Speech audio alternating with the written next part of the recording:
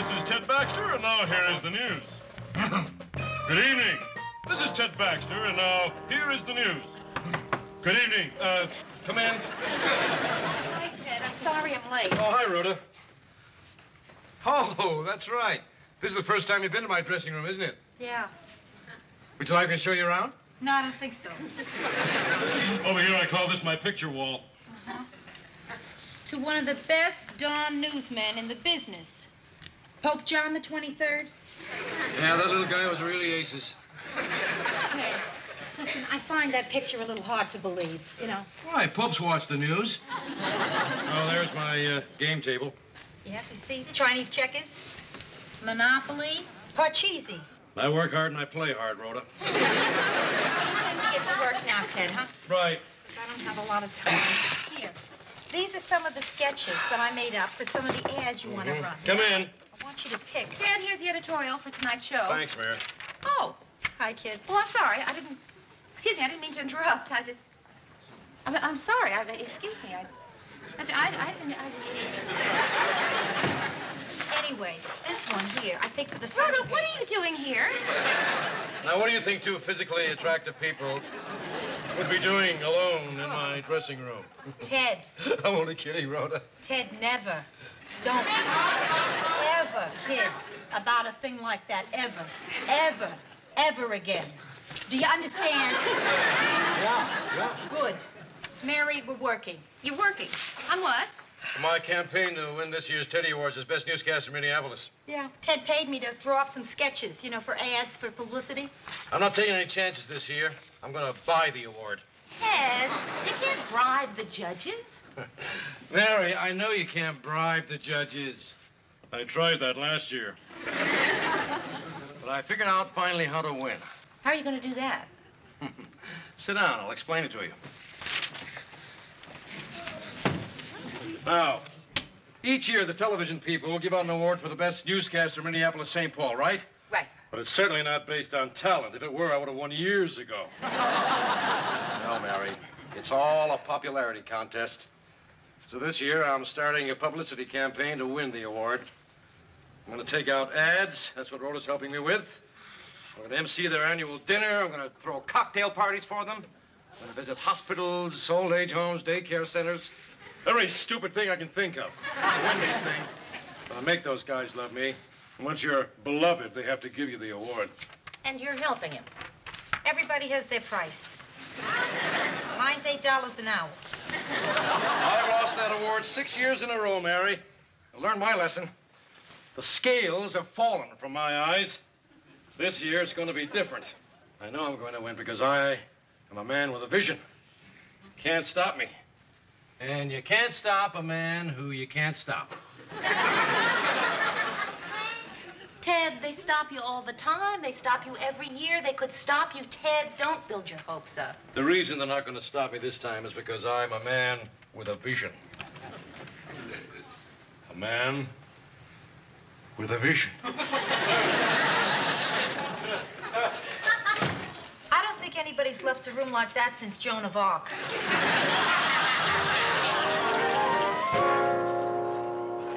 In reply to that question, a White Horse Souse announced today, excuse me, make that a White House source announcement. And do you know that he actually expects to win the Teddy Award? He says that every year. No, Murray. This year it's different. You should have seen him. He was like a man possessed. Well, I hope he's not too possessed. The only exorcist for Ted would be Ronald McDonald. I'm serious. I mean, look at him, Murray. I'm telling you, there's something different about him. And now, my friends, at this time, instead of my usual editorial, I would like to lead us all in a brief prayer for a better world. What's he doing? I think he's gonna pray. Murray, you better tell Mr. Grant. For indeed, when we consider the turmoil and unrest in the world today, what would be a more fitting way to end the news tonight or any other night than to plead with the man upstairs?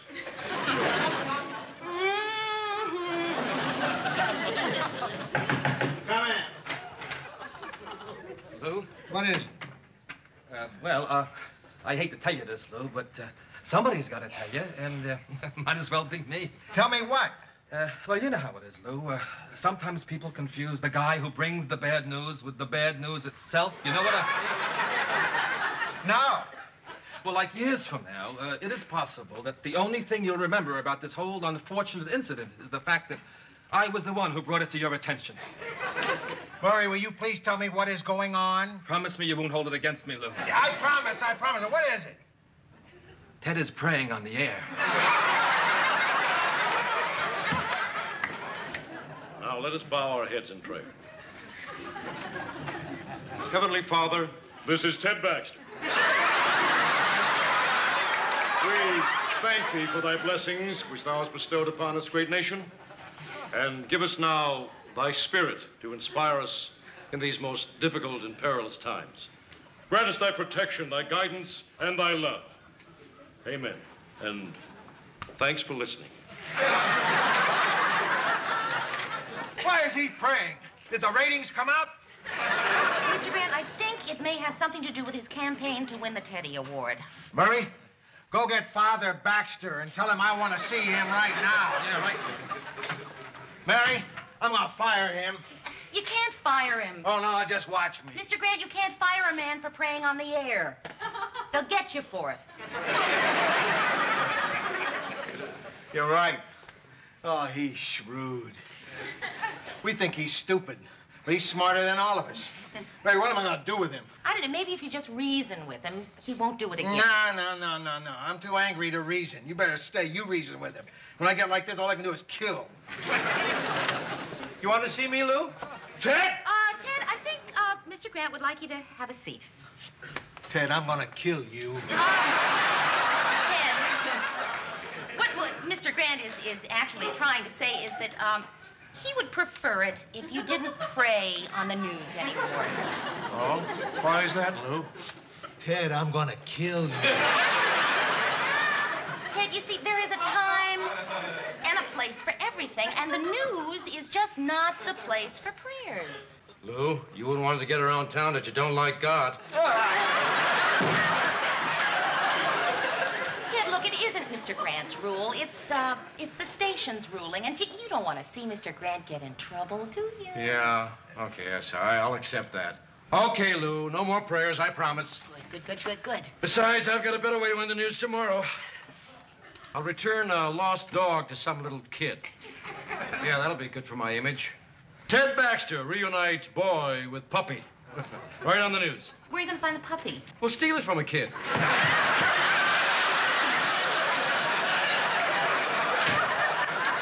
You handled yourself very well, Mr. Grant. Very well.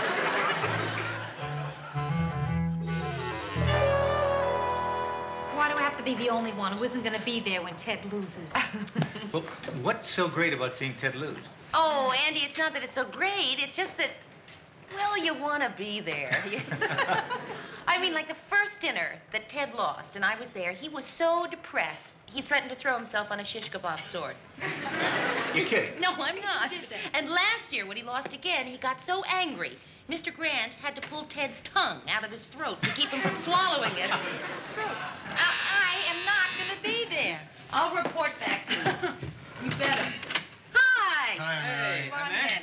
Hey, Lou. Get you guys Hey, free? Eric, brother. Yeah, thanks. Please, thanks. Look at those two. You guys look really sharp. Sharp. Yeah. I hate these award dinners. They stink. There's only one thing I hate worse than an award dinner, and that's an award dinner where I have to pull someone's tongue out of his throat. Oh, and I'm not going to be there. Where's Marie? She won't come. She refuses to see Ted lose again. I, on the other hand, look forward to it. Marie, you got her ticket? Yeah. What, do you want to use it? Yes, I would, really. Be all right? Sure, oh, sure, you kidding? Rhoda. Oh, I'm not going to miss it, Mayor. Murray gave me Marie's ticket. But, Rhoda, you're not even dressed. I know, but don't you have something I could get into? Tonight won't be just any night. Come on, everybody, let's hurry. I don't want to be late tonight. That's like Custer saying, come on, you guys, or we're going to miss the Indians. Okay, just wait for me. 1 second, I'll be. Where's she going? Well, Rhoda's going to the dinner with us. She's just going to change. Oh, sure, let her take her time. Who cares if we miss the award ceremony? Who cares if my life is wrecked? He doesn't mean that. Actually, he'd be really upset if his life was wrecked. A lot of pressure tonight, huh, Georgette? it's not always easy loving a man who has a vision. Where is she? Will someone tell me what we're waiting for? Rhoda, Ted's going crazy here. Yeah, I'll just be just 1 minute. Oh, sure. Let's just wait for Rhoda. Better yet, let's forget about the awards and stay here tonight. That's incredible. How did you do that?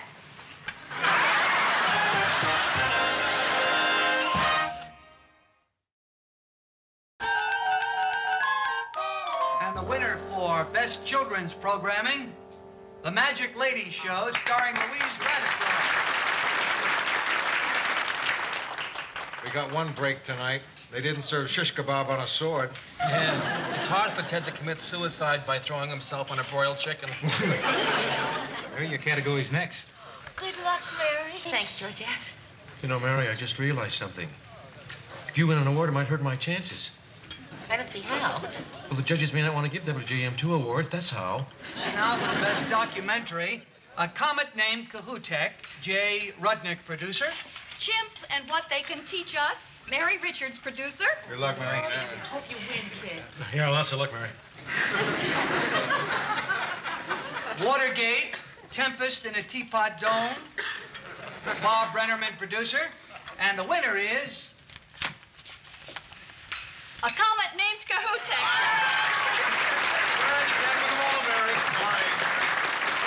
A lousy comet anyway, Mary. Sure. All right, enough of making Mary feel good. I'm next. And now for the Best Newscaster. This is it. The nominees are Ted Baxter, 6 o'clock news, WJM, Ross Nelson, 6 o'clock report, WLNT. and Art Clements, the news at 6, WSRX. And the winner is...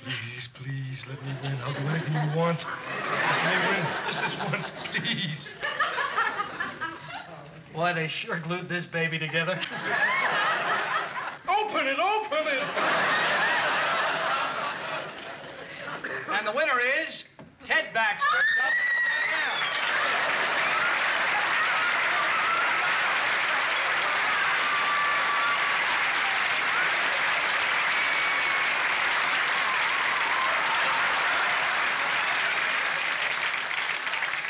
Congratulations, Mr. Baxter.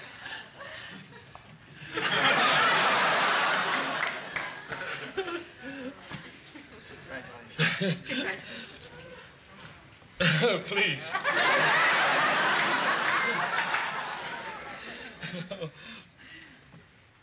As I stand here tonight, I can't help but reflect on the fact that the world is anxious for peace. The doctors seek out cures for diseases, and that I couldn't care less. Because I've got this. It's so wonderful I feel. You don't know, you really don't know, you couldn't know. I've waited so long for recognition. Not even recognition, just one drop of approval. Tiny little pat on the back. Gone so long without a kind word.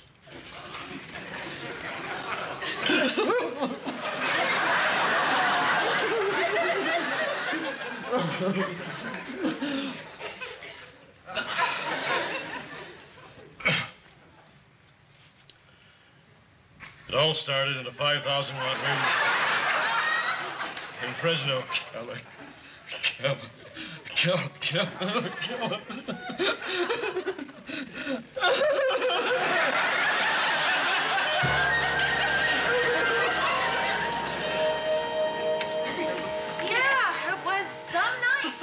You know, I never heard a grown man cry so hard and so long. Yeah, I know. The microphone began to rust. I didn't think he'd ever stop. Oh, if it hadn't been for you, Lou, he might still be up there. You don't think I slapped him too hard, do you? Oh, Mr. Grant, I think you slapped him just right. Hey, you know that spot where Ted was crying? Nothing will ever grow there again. Did you ever see so many tears in your life? Once, when I told my mother I'd stop saving myself for the right man. Bring out the champagne, Mary. The drinks are on me. Dad, I don't have any champagne. Oh, well, I'll break out the cream soda. What a glorious night. I love you, Twin Cities.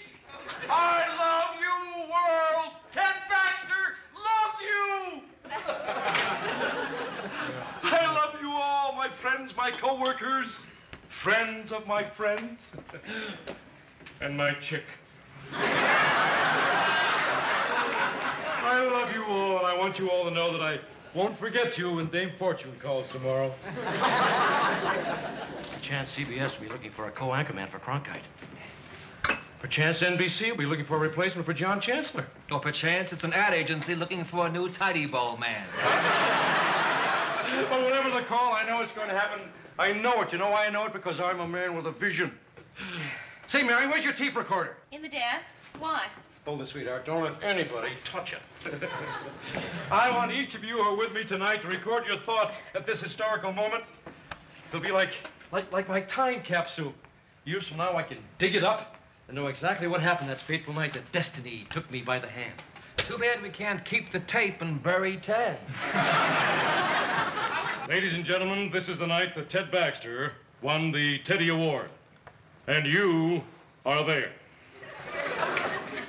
First, let's talk to the associate producer of WJM News, Mary Richards. Ted, I don't want to. Mary, tell us exactly what you said to yourself the moment you heard that Ted Baxter won his first Teddy Award. The moment I heard. Well, I guess I said to myself, son of a gun, the man bought himself an award. It's so touching. And now, let's talk to the producer of WGM 6 o'clock News, Lou Grant. Will you say a few words to our listening audience, Lou? I'm sorry I had to slap you so hard. All right, Dad. And now, let's hear from this young lady. Could you tell us, how do you feel, please? Well, when you won the award, I was so proud and so glad that you're successful and everyone respects you so much. But a little nervous that now you've gotten to where you are, you might not want someone like me for your girlfriend. That's just the kind of thing I want to hear. Thank you. Ladies and gentlemen, that was Candace Bergen. No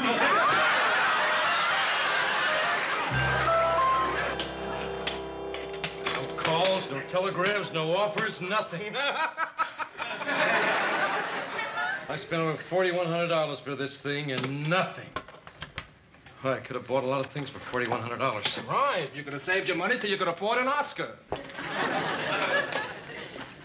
You know, sometimes I don't believe I won anything. Maybe it's all a dream. Can't be a dream because I'm holding this. Maybe I'm dreaming now. Mary, tell me I'm not dreaming. Tell me I really won. Yes, Ted, you won, you won, you won. Thank you. For a minute, I thought there was something wrong with the old upstairs. But Mary, what's wrong? I mean, everything's the same. I won an award. I mean, something should be better. I'll call my answering service. Probably there's some calls. Mary, come here. Mary, you won't believe who I think I just saw coming down that hall. Who? Oh, no, it's crazy. It couldn't be him. Harry, who? Well, What are look you for yourself. Look, he was headed this way. Murray, it's him. What's he doing here? Well, I read in the paper that he was going to give a lecture at the university. Maybe he knows Lou. Yes, he does. Mr. Grant said they met during the war. Now, the big question is, where do I sit so I get the best view of this historic moment when he and meet? Okay, I'll hold.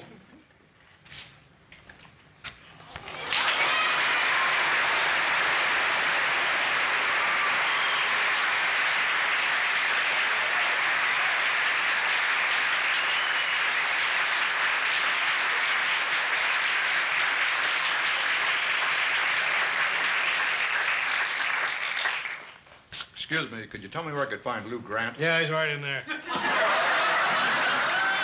Hey. Can't go in there without an appointment. Ted? I think he's expecting me.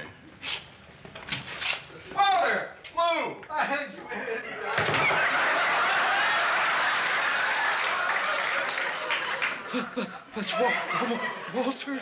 Cronkite. I thought you said you were good friends. Oh, I never said we were good friends. I only said that we never met. Anyway, he came just like I said he would. He wants me. He wants me to work with him. Ted, don't get your hopes up too high. He might be here just to see Mr. Grant. Well, sure he's going to see Lou. He's got to see Lou. I'm still under contract here. You don't think Lou's going to stand in my way, do you?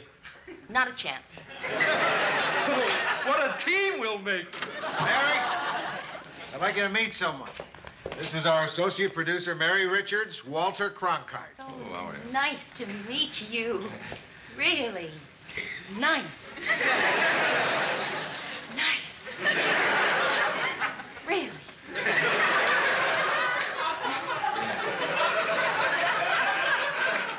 And this is our head writer, Murray Slaughter, Walter Cronkite. So nice to meet you. Really. Nice. This is our anchor man. I never thought I'd be saying this. Ted Baxter, Walter Cronkite.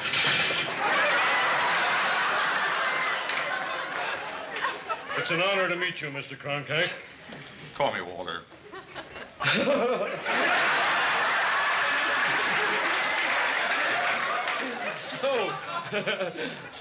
Walt, let's talk shop.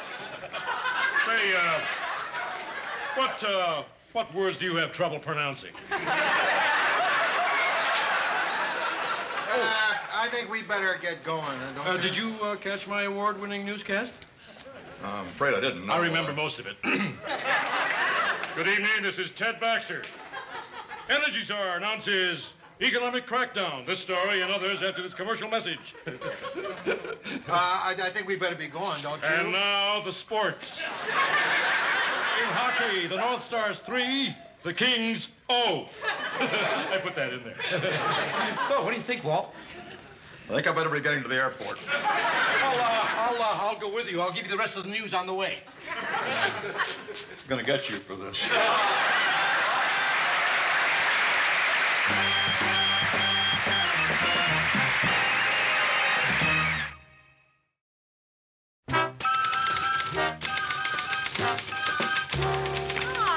Murray, why couldn't I have said something entertaining and witty when we were introduced? Why couldn't I have said something other than nice? Must have said nice 11 times.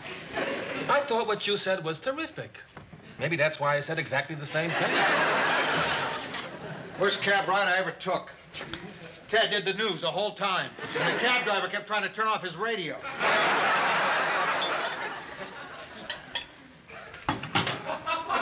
I don't understand it, Lou. I don't understand it.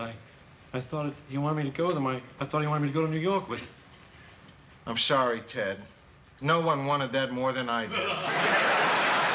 But he told me I could call him Walter. I heard him. Did you hear him say that? Didn't he say I could call him Walter? Yes, Ted. I mean, I didn't make that up. Walter Cronkite stood right here and said, you could call me Walter. Didn't he, Mary? Didn't he say that? Yes, Ted, he did. He said that. He did.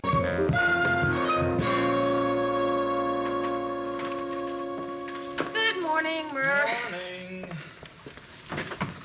Oh. Hey, what's wrong? Oh, I don't know, Murray. I just feel so tired.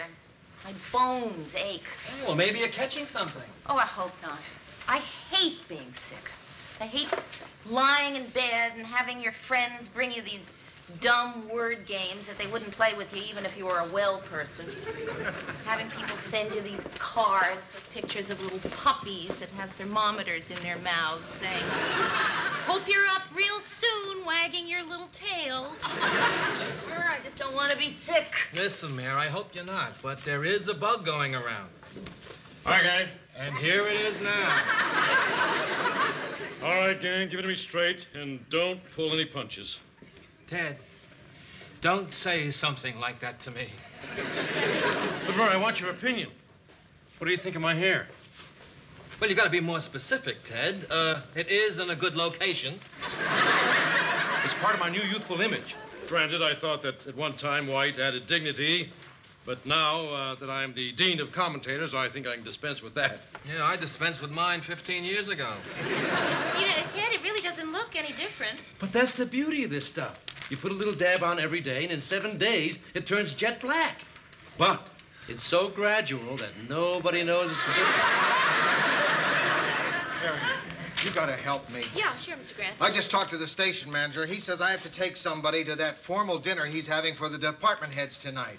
He says it makes people uncomfortable if one guy goes stag. Oh, well, Mr. Grant, I tried to get you a date a couple of months ago, and you know what a disaster that was. Mary, I don't like this any more than you do, but I have to go, and I have to take somebody.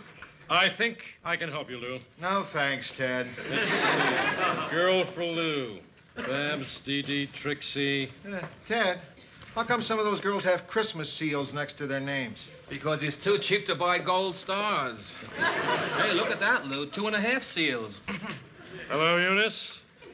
This is Ted Baxter. That's funny. She hung up. I wonder how she knew I was calling for you.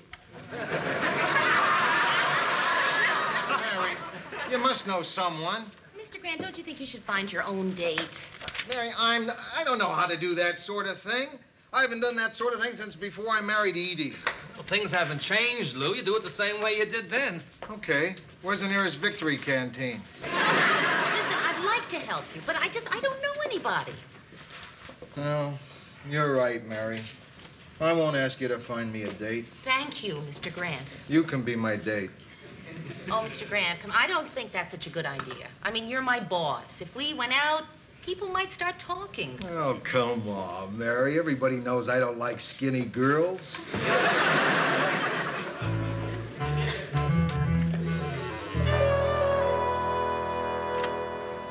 Oh, Mr. Grant, don't you look nice?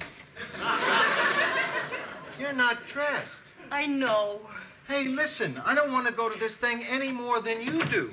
But if we're late, we'll miss the best part, the drinking. Mr. Grant, I don't think I'm going to be able to go with you tonight. Mary, you have to go tonight. I have to take somebody. But, Mr. Grant, I think that I'm really coming down with something big. Anyway, I talked to Rhoda, and she said that she would be happy to go with you. Rhoda?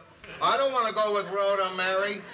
But Rhoda's a lot of fun, you know? She's a lot of laughs. Hey, I don't want to go with someone who's fun. I don't want to go with someone who's a lot of laughs. I want to go with you. Mr. Grant, I'm sick. Look at me. You look all right to me. Oh. Oh, all right. I'll go with Rhoda. Oh, thank you, Mr. Grant. You'll have a great time. Yeah. You will. You like Rhoda. She dresses funny. She doesn't. Well, what about the time when we went to lunch together? And she had on that T-shirt that said, I live to boogie. Mr. Grant, she won't wear a funny T-shirt tonight. I'm sorry you're not going to be there. They really have great food there. Oysters on a half shell. Hi, Lou. Well, looks like it's you and me tonight.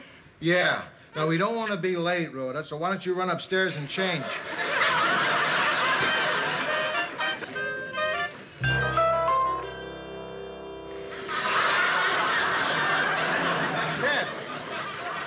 Ted, what happened to your hair? What about my hair? I don't know what you mean.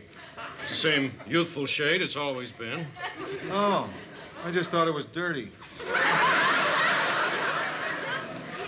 Where's Mary? She's sick.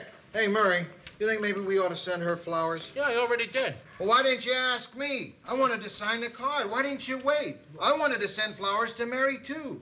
I always want to send flowers, and I always forget.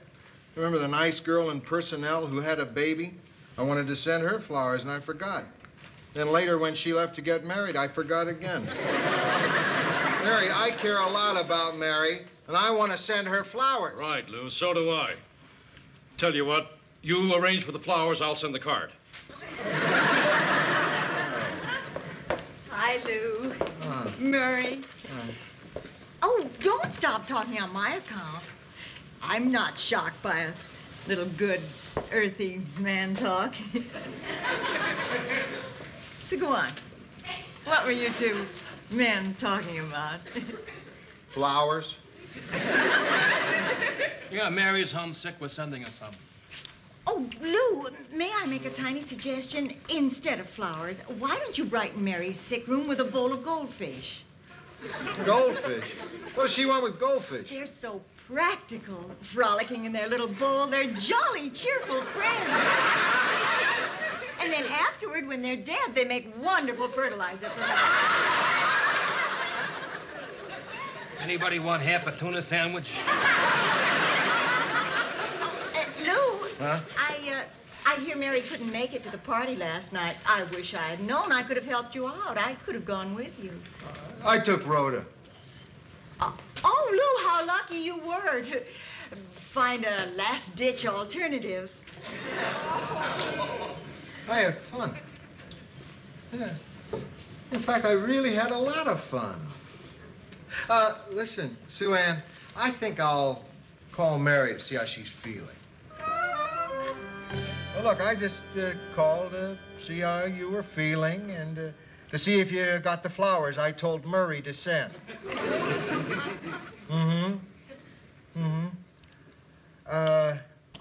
Look, Mary, have you by any chance seen Rhoda since, Oh, yes, Mr. Grant. As a matter of fact, she's sitting right here. Yeah, she was saying that she had a really good time, too. Yeah, she says that you're some dancer for a man of your height. Say, Mary, do you think, I mean, you know her pretty well, huh? I mean, not that it matters. I mean, it's no big deal. But, do you think she'd go out with me again? Gee, Mr. Grant, since she's sitting right here, why don't you ask her yourself? Hi, Lou. Oh, yeah, me too. It was a fun evening. Great dinner. Yeah, I loved having grapefruit at night. So classy. Oh, sure, anytime. Oh, the hockey game Friday night sounds terrific. No, really, I love hockey. Yeah. Yeah, and as it happens, I'm not doing anything Friday night. Yeah. Good, Lou. You're on. You got yourself a date. See ya. Wow, Rhoda, twice, huh? Hey, you better watch it, kid. People will start talking. Paul, this is Rhoda. Listen, I have to break our date Friday night.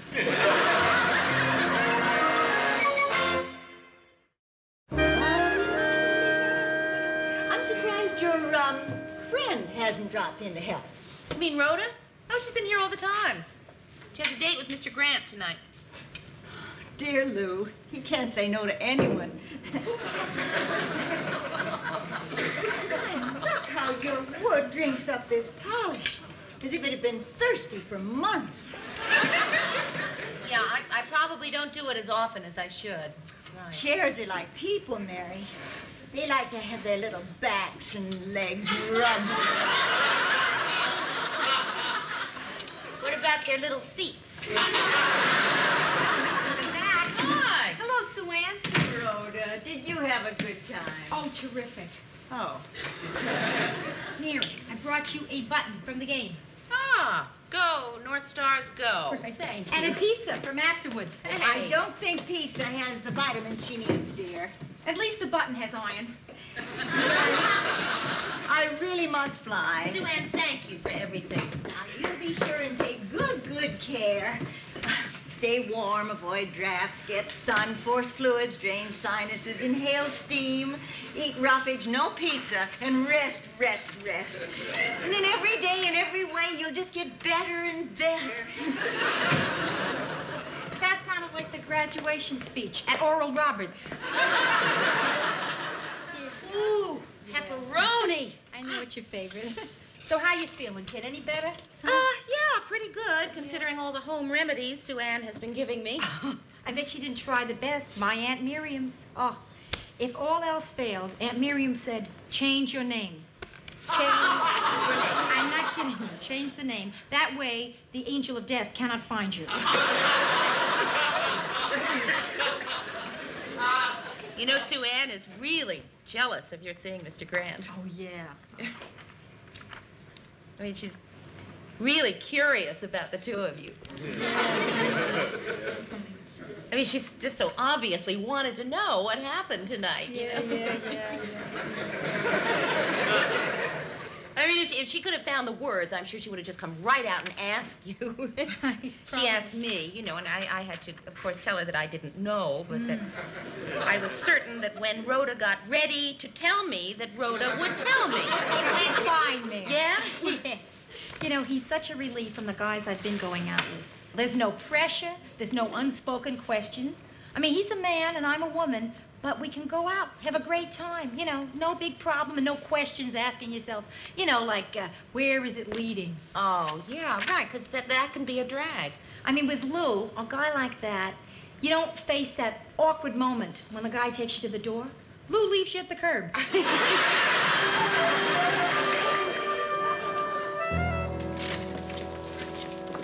Morning, Lou.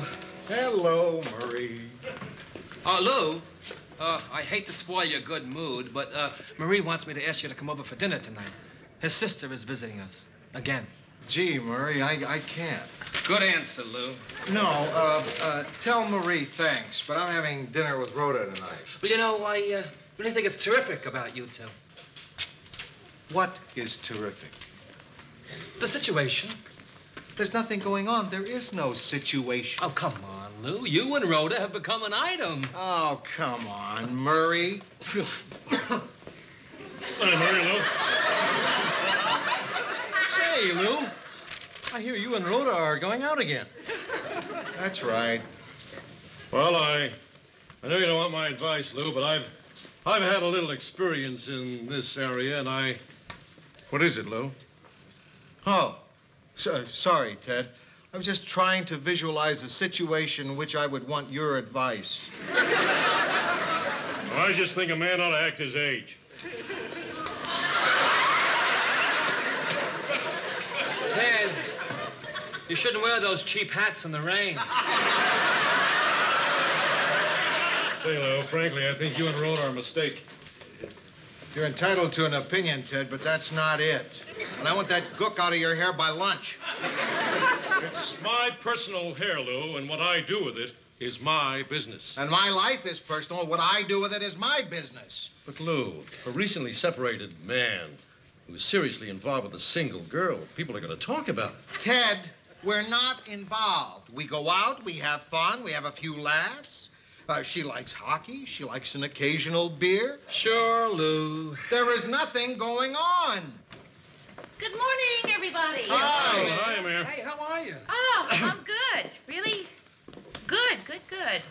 See, Mayor, she didn't notice a thing. So, how are you feeling? Fine. You know, a little shaky. Yeah. I didn't feel like driving, so I had Rhoda drop me off. So, what's going on? Nothing. There is nothing going on. Nothing. What's the matter with him? Well, Lou's a little sensitive about his thing with Rhoda. What thing? Murray, come on, I talked to Rhoda. The only thing that's going on is that they went out a couple of times and had some fun. Sure, man, whatever you say. Come on, Mayor. Everybody knows that Lou and Rhoda are an item. I was talking to my mom about it last night. You know what she said? There's no fool like an old fool. There's one thing my mom can't bear is a fool.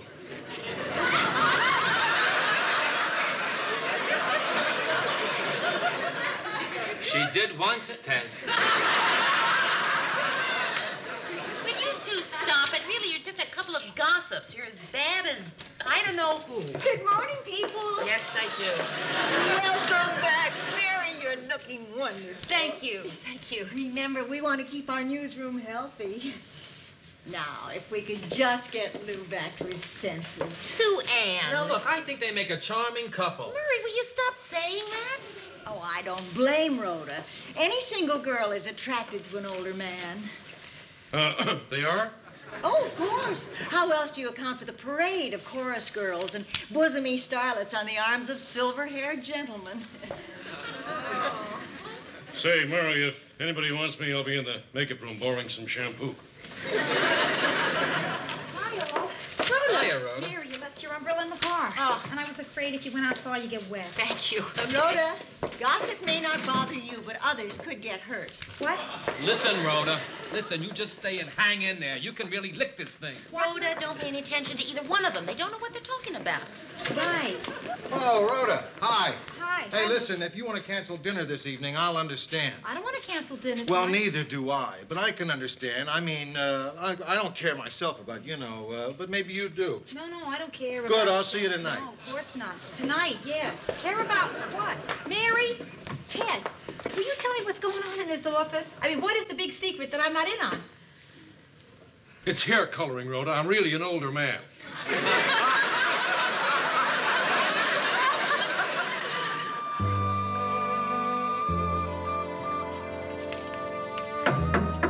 Come in.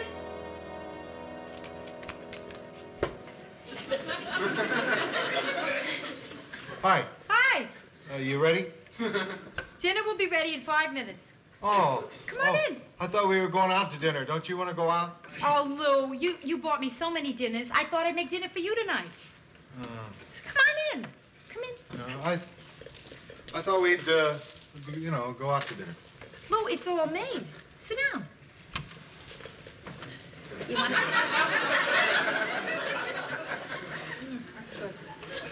you want a drink? Yeah, I could use a drink. Okay, I got Mogan David Blackberry. You like it? Oh, no, that's a little too sweet for me. Right. I like it myself. Hmm? Sometimes I freeze it and make popsicles. Well, now wait. Here's a bottle of something brown. I'll take it. Oh, listen, it's founded in 1849, a good year. Oh, one of the best. Okay. Yeah. Good. I'm glad I had it. What? This is the first time I've been alone with you in your apartment. No, it isn't, Lou. Do you remember Mary's party? Yeah, when we came up here to escape? When Yeah. Ted started to sing, I Gotta Be Me? That was the time. Yeah, well, anyway, it's the first time I've been here since you and I became an item. An item? Who thinks we're an item? Ted. Oh, who cares? Yeah. The only man in the world who takes the phone off the hook to watch Yogi Bear. And Sue Ann. Next. Murray. Yeah? Yeah, Chuckles the Clown. Uncle Oompa the Polka Prince. I guess the only one who doesn't think that we're an item is Mary. Well, thank heavens for Mary. Oh. At least there's one realistic person who knows that there's nothing going on between us. Right, good. I don't know if it's a Scotch or Mary, but I'm feeling a lot better. Terrific. Yeah. Oh. Yeah, come in there. Here are the earrings you wanted to borrow. Oh, yeah. Hi, Mr. Green. Hi, Mary. Listen, kid, I won't be needing them. Lou and I decided to stay in tonight. Oh. Oh, well, then, I just trot back down to my little apartment and put the earrings away. I have this little box that I keep them in. Well, unless you think you'd maybe change your mind, you'd want to go out after you didn't want to. Do we? Do you? No. Well, no, then we- you have no use for them up here. It would be silly to put them on. Mary, you want to stay and have dinner? Ah, come no, on. There's no, plenty. thank you. No, Plenty. can't, really, no. No, I got a lot to do. I've got to, Yeah, what? put my earrings away. Goodbye.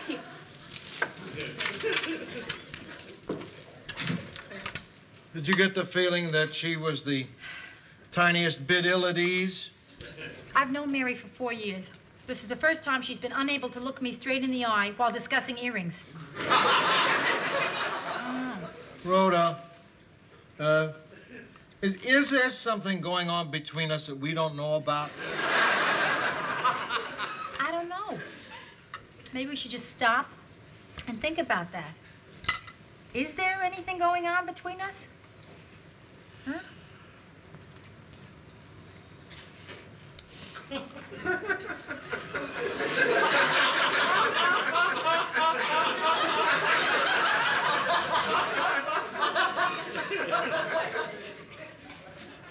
Lou, there's nothing. Nothing. I didn't think so. Then why is it suddenly so complicated? Yeah, this whole thing is getting awfully complicated for a hockey game. Boy, the minute something nice starts to happen, people come along and louse it up for you. Yeah. Everybody sure managed to take the fun out of it, didn't they? Lou, listen. I don't mind gossip about me. In fact, I used to start it. But see, you got to work with all those people. So maybe, you know. Yeah. But listen, it's been swell. Really fun. Yeah. And the heck of it is, I really like you. Aw. And I really like you too, Lou. Really.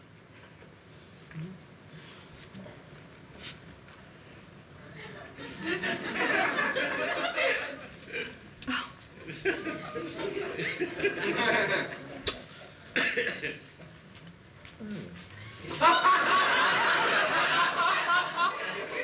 Listen, I'll see you, huh?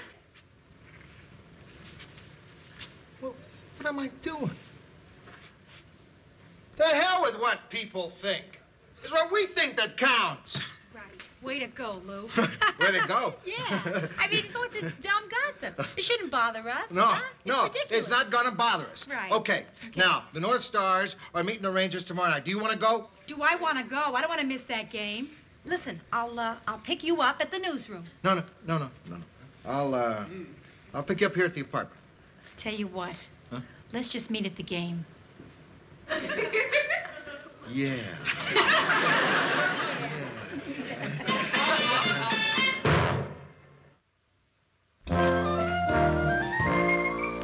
Oh, Mr. Grant, I never thanked you for the flowers and the card. Well, actually, Ted sent the card. Oh, yes, I know. Oh. Well, who else would send a picture of Ted inscribed, "Thanks for watching and get well soon"? Hi, Lou. Hi. Say, Lou, now that you have your life to yourself again, I was wondering, perhaps you and I could get together tonight. Oh, that's terrific, Sue Ann. Yeah. Oh, say, Murr, I'm sorry I missed a whole page of your copy last night, but I doubt if anybody noticed. When I realized I was running short, I ad-libbed an editorial. Yeah, that was really quick thinking, Ted. An editorial on why stewardesses should wear tighter skirts. It's a simple matter of safety, Murr. Loose clothing can get caught in machinery. What are you working on, Mary? Oh, it's nothing, Ted. Oh, come on. What is Ted, it? really, it's nothing. Come on. No. Come on. No. Get ripped. Keep your secret. Nobody tells me anything around here anyway. Ted, it's not a secret. It's just a course in writing I'm taking. Writing? That's taking a step backward, isn't it? No, Ted, not at all. Well, all I want to do is learn to write a decent paragraph, you know? I understand. Possibly work up to a short piece of copy once in a while. Maybe a full-length news story. Sure. You know, maybe even sell a couple of articles to some of the newspapers. Maybe place a few short stories in some of the better magazines, you know. After which, if an idea for a novel came to me, you know, who knows? Maybe a couple more novels, a book of the month, a bestseller, a little recognition, a few prizes, all of the prizes. Or maybe just write a decent paragraph. I wanted to be a journalist once. My student days, I was always on the paper. Where was that, Ted? Obedience school? I covered sports. They used to call me Scoop Baxter. That's a newspaper term, Mary. Yeah, Ted, I know. Well, I took a writing course once. But an anchorman doesn't have time to fritter away on writing. Cronkite does. Yeah, that's right. He does, doesn't he? He writes a lot of his own copy. Does? Boy, can you imagine writing and broadcasting? I mean, boy, what a satisfaction that must be. Yeah, 2 paychecks. Well, most of the big ones write copy, Ted. Well, I could write if I wanted to. The only reason I never wrote before this is because, well, it just never occurred to me. That's what you said about coming in out of the rain. Murray, You don't suppose that we may have put an idea in Ted's head, do you? Don't worry. If we did, it'll die of loneliness.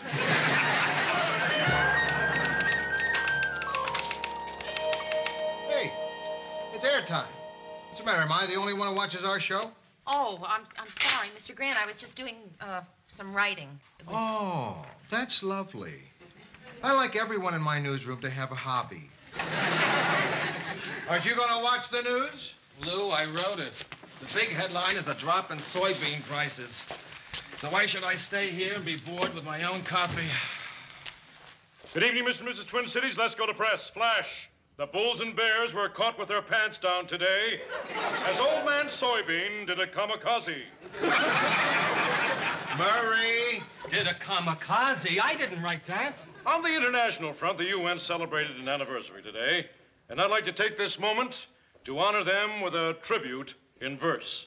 Lou, I swear I didn't write any tributes in verse. Well, somebody did it. Hail the towering glass building. Hail the many diplomats. Arabs in their robes and slippers. Dutchmen in their wooden hats. Ted did it. Hail the dove with the olive branch, and may his flock increase, cooing the hymn of brotherhood. And laying an egg of peace. Mr. Grant, you can't blame us. All right, who gave him the pencil? On the home front, patriotic citizens are making daily sacrifices to meet the fuel shortage. Hang in there, Yanks. Let's tighten our belts and show the world it takes more than a little gas to stop Uncle Sam. That does it. I'm gonna go after him. Mr. Grant, you can't. He's on the air. I don't care. Lou, you can't kill him on the air. You're right.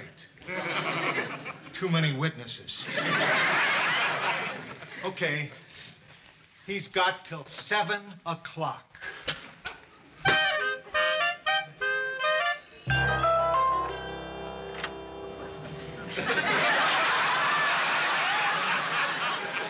Ted?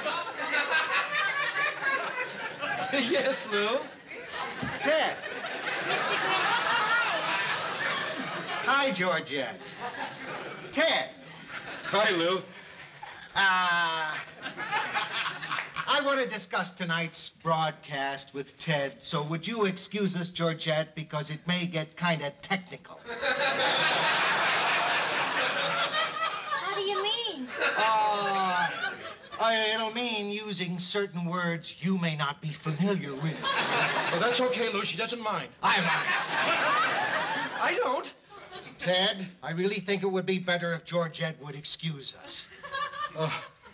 Well, we're all friends here. What the heck, Lou? Not at the moment, we're not. I'll go get you a soda from the machine, Ted. I think Mr. Grant wants to speak to you alone. Thank you, Georgette. Thank you.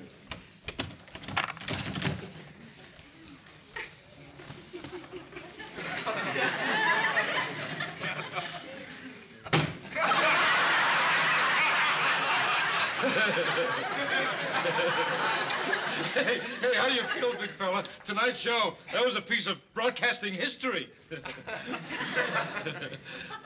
It was a piece of garbage.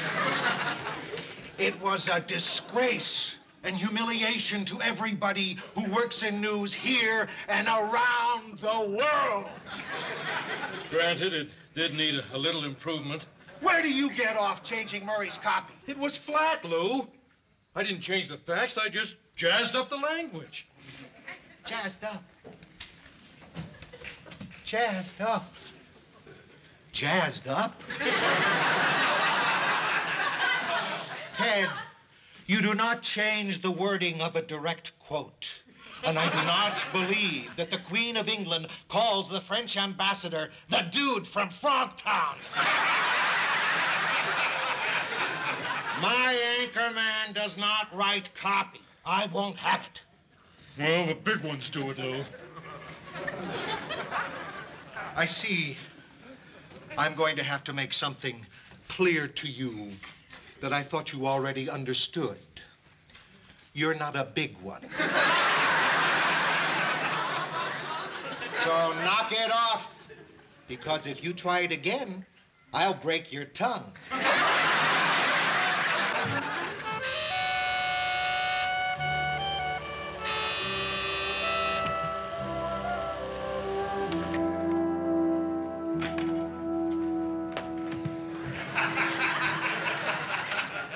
Hi, Mary. Ted, Georgette. I hope we're not disturbing you. No, it's just I'm not used to having callers. What time is it, anyway? 1:15 the 11 o'clock news. I told Ted we shouldn't just drop in. Ted, we shouldn't have just dropped in. I'm so sorry, Mary. Georgette, it's all right.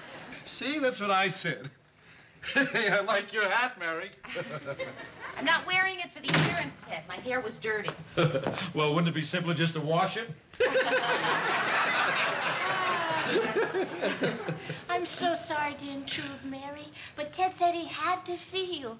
And when Ted makes up his mind to do something, it's like trying to grab a comet by the tail. Exactly. What Listen, Mary. can I do for you? What did you think of tonight's show? I wrote most of the news myself. Yeah, I know. Wasn't it incredible? That's the word for it. Of course, I'm a perfectionist, Mary. Good as it was, I felt it needed a little improvement. Now, I'm not one to put much stock in writing schools, but Ted I... feels writing is one of those things you have to be born with, like a deep voice or gray hair. Well, I don't know how much they can teach me.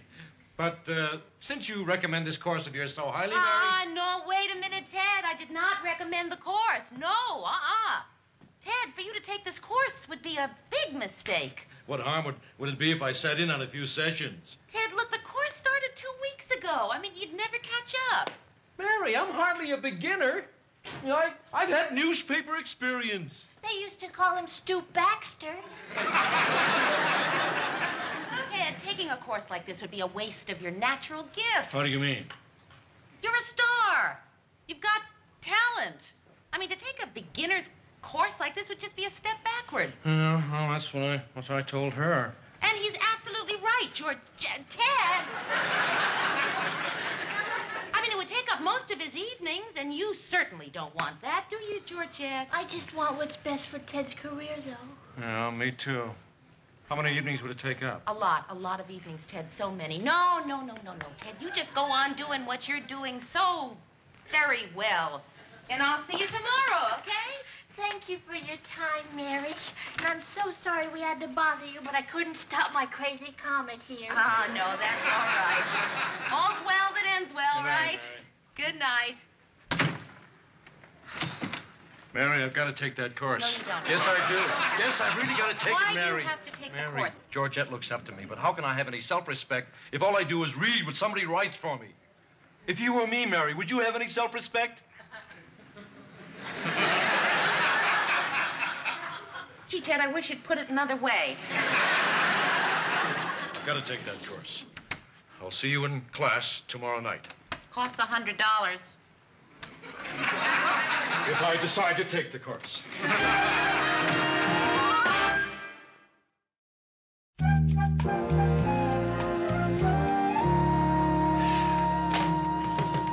Say, Mayor, you're in luck. Oh, hi, Ted. I saved a place for you. Well, no, that's all right. I sit right here in the back. Oh, I switched it. These things are more fun if you have a friend to sit with. Yeah, but Ted, I don't like to sit up front. It's too conspicuous. Fun. Oh, get a load of that. The people that think they can write. Where does old Granny sit? Right there, Ted. She's the teacher. Well, maybe you better introduce me, Mary, as a courtesy to her. Mrs. Malone, this is Ted Baxter. He's joining the class. Oh, your face looks sort of familiar, Mr. Baxter. The reason it's familiar is because I'm Ted Baxter, the anchor man. Isn't that exciting? My father was an old Navy man, you know. Mrs. Malone, Ted is in television. Oh, I am sorry. You see, I don't own a television. What does an anchor man do, Mr. Baxter? I broadcast the news. Really? I see. My nephew did that the summer after he graduated. You know, his family wanted him to get a job, but, you know, youngsters. So I think before we begin that I better introduce Mr. Baxter, who's just joined our class. Okay. When this course started, Mr. Baxter, we each stood and told a little bit about ourselves. Would you be willing to do that now? Well, I'm not the kind of a guy that likes to blow his own horn. Nothing I hate worse than the guy standing up there reading off a list of endless triumphs. So I'll just yield the floor to one of my closest and dearest friends who knows me better than anyone, Mary Richards.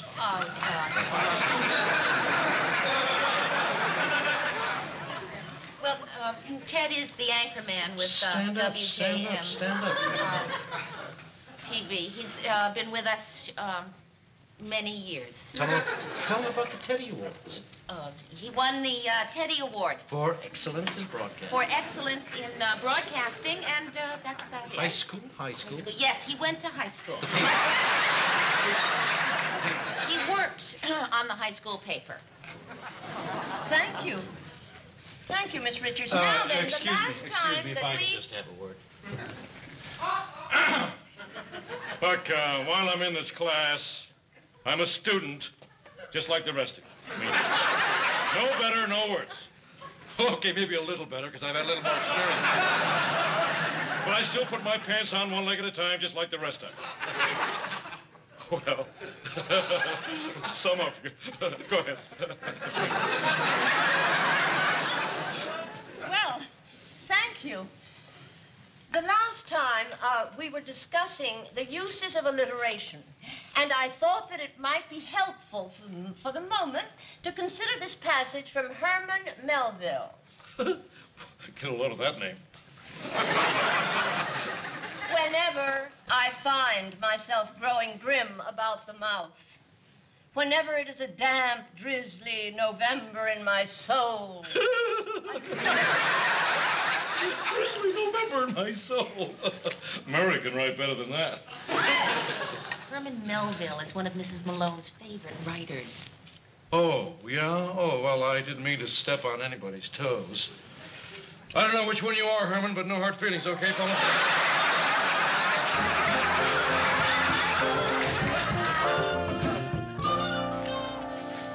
Say, just between us, Mayor, how's Ted doing in class? It's hard to tell. He hasn't written anything yet. Now, how come? Well, Ted's first day, the teacher wrote on the board, "Write what you know." Looked at that and frowned, and he hasn't stopped frowning. Well, how long can he keep that up? I don't know. Next week, we both have to read aloud a vivid description of an unforgettable experience.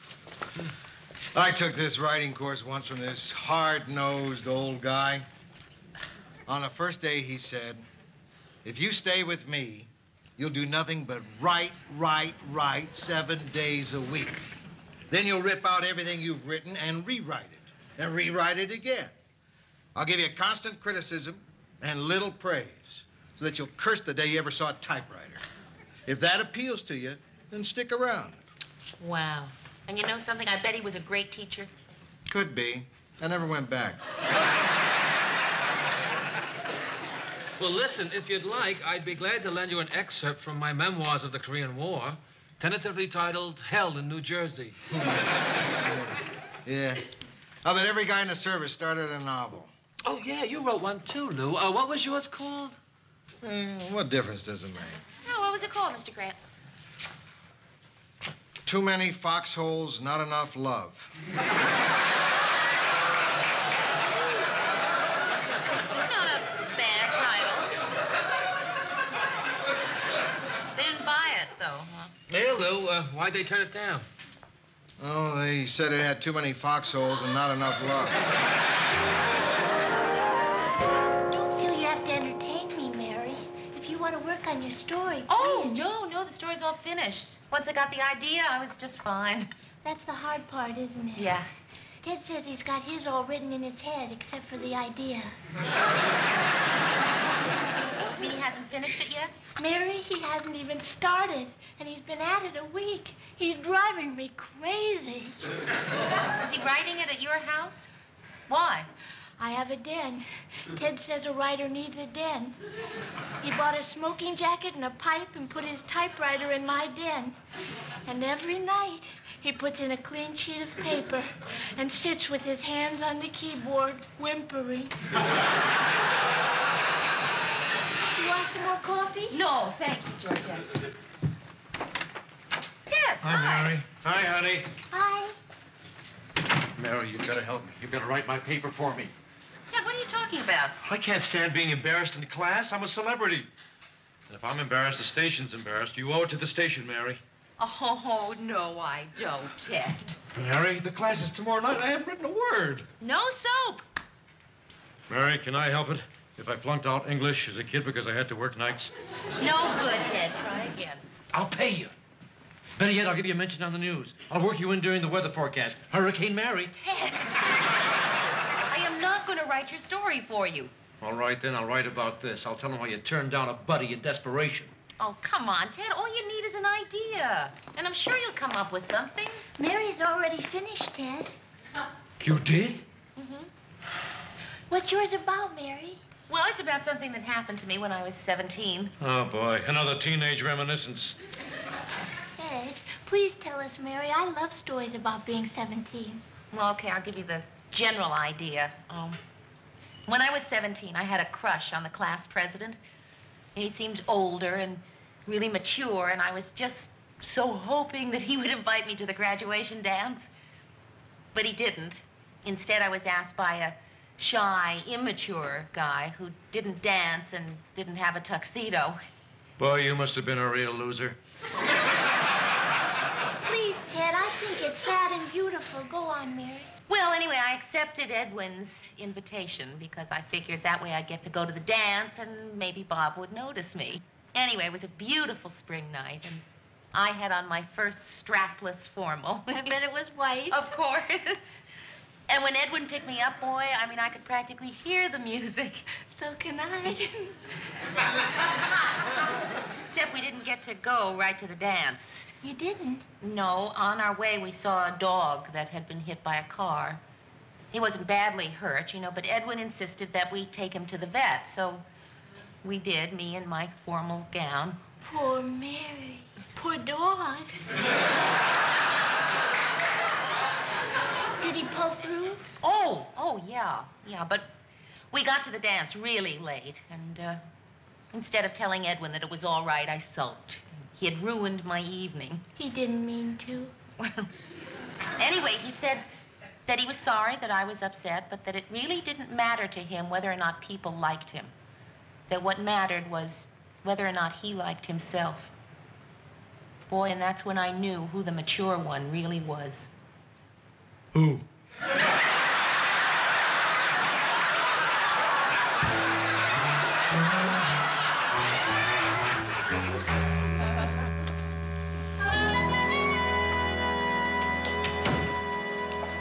Well, here goes nothing. You nervous?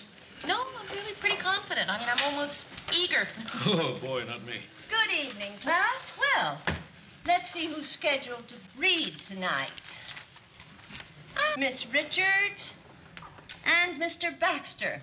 Mr. Baxter, I think we'll start with you, please. Good luck. This isn't a very long speech. I had a busy week. News stories breaking every hour. Merit isn't measured by the word, Mr. Baxter. It's what you have to say. Please read it.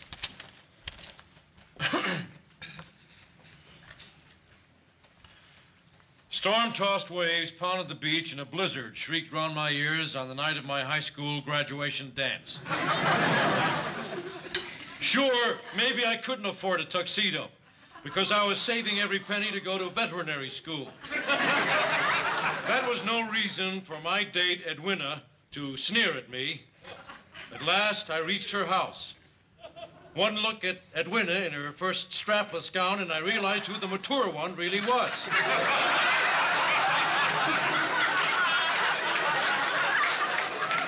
Suddenly, a cry filled the air. One of her father's prize stallions had gone into labor. Tossing aside thoughts of the dance, I rushed to its side. "Boil water," I yelled. "Lots of it." Through the night, I knelt beside that animal, and at dawn, I saw my reward. 6 brand new baby horses.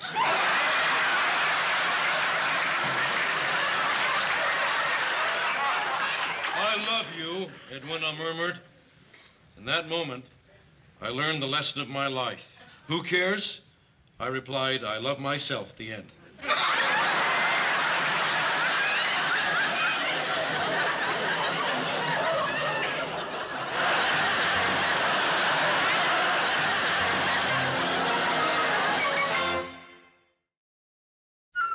And now we'll hear from Miss Richards, please. Thank you.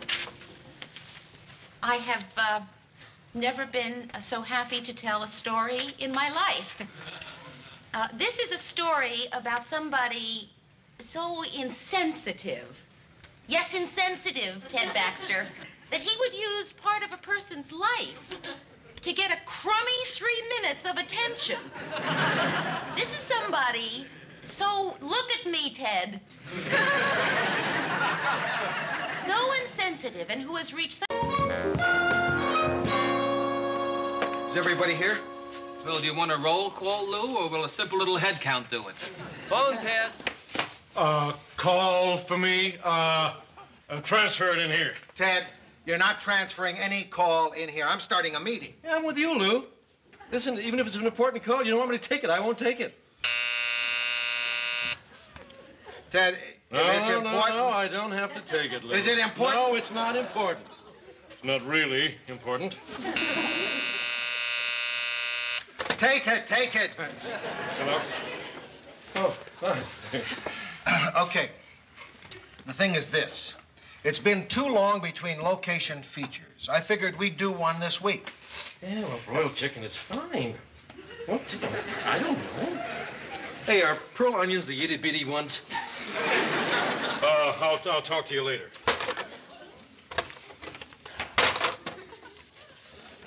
Now, I want to do a location feature, but...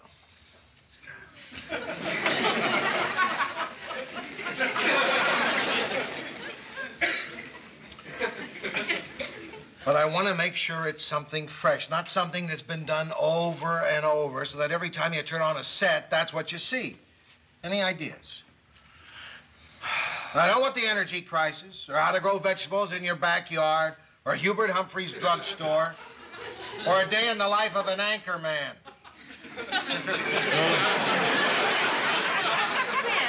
You know what might be kind of good? How about a nostalgia piece? You know, a look back 10 years ago to the mid-'60s.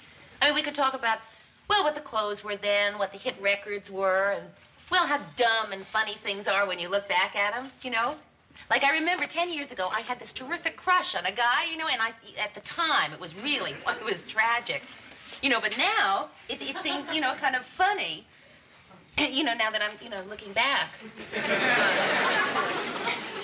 His name was David.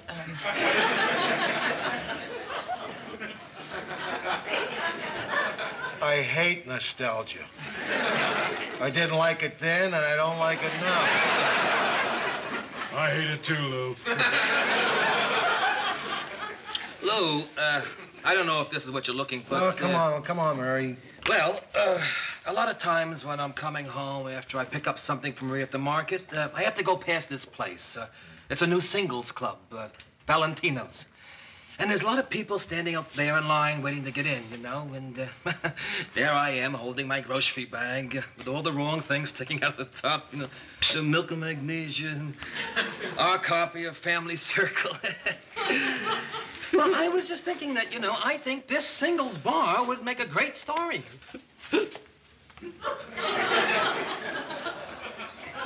I like it, Murray. Yeah, I like it too. I like it a lot. A lot. Stops. It's terrific. Newsweek had its biggest circulation of the year with its singles cover story. Now, the two of you will go there a few times, take in the atmosphere. Don't tell them who you are. And then we'll move the cameras in, And Ted can do a remote. That's terrific, Lou, terrific. We won't tape it. We'll do it live, right in the middle of the newscast. It'll have that off-the-cuff feel. It'll be great. It does sound very nice, Murray. Very nice.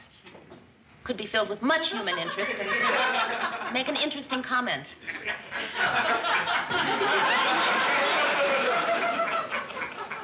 It's settled. We go with it.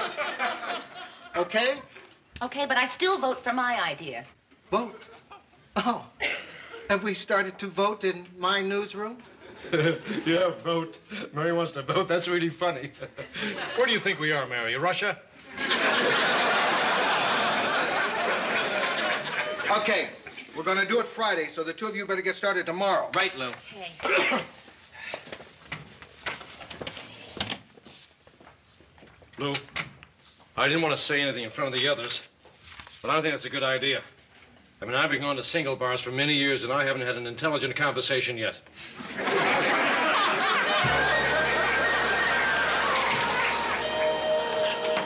Morning, Murr. Morning. So, tonight we swing with the singles, huh? Not me. What's wrong? No, nothing's wrong. No, it's just that I was talking to Marie, and she's really wonderful.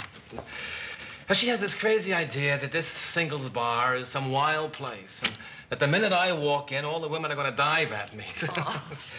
Yeah, she thinks I'm dynamite. So anyway, I was talking to her and tried to tell her she was wrong, you know, until about 4:30 this morning. It's just that I don't think any news feature is so important for me to make my wife cry. Understand, Mare? Oh, Murray, I not only understand, I think it's really kind of sweet. Thanks. I don't think Lou's going to think it's too sweet. You know, it's going to be pretty hard to go in there and tell him I can't go to the singles bar because I'm dynamite. You want me to tell him for you? Oh, no, I'll do it. I'll just do it. I think it would be easier if I told him for you. I'm going to do it. Yeah? I would have done it. Mr. Grant, I was just thinking about the research we're supposed to do tonight for the feature story. Wouldn't it make more sense, since it is a story about singles, and I'm single, for me to take it alone, and then, you know, at some future date, if we did a story about married people, then Murray could take it alone. Murray's wife won't let him go, huh? No, it's not that she won't let him go. It's just that it's making her unhappy. And it's making me unhappy. Because now we have to cancel that feature. But that's all right. We still have that film we took of graduation day at the Barber College. Oh, Mr. Grant, why do you have to cancel it? Why can't I take it alone? Mary, these places, what do you think the men are there for? You think they're sitting at home and suddenly they say to themselves, boy, I'd better get over to the singles bar. I haven't gotten any great conversation in weeks. Oh, Mr. Grant. Okay. All right. But I'm going to have to go with you. You can't handle a thing like this. Yeah, you're right. You're absolutely right. I can't possibly handle it myself. So, I tell you what, why don't you go alone and I'll stay home? Okay. You're one of the best associate producers I ever saw. If you can't handle this job alone, no one can. Thanks. Call me every 20 minutes.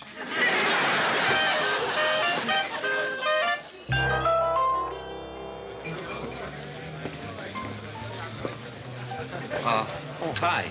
Hi. You're new here. Yeah. Listen, I just want to tell you, if anybody hits on you and you don't want them to, just call me. My name's Dino. Oh, well, thank you very much, Dino. Thank you. Listen, I wonder if you'd mind Dino, if I like asked you... in, everybody needs somebody, sometime. Oh. Everybody. Right. Listen, do you come to this place very Now, often? don't tell me. I'll bet I can guess your name. Guess my name? Mary.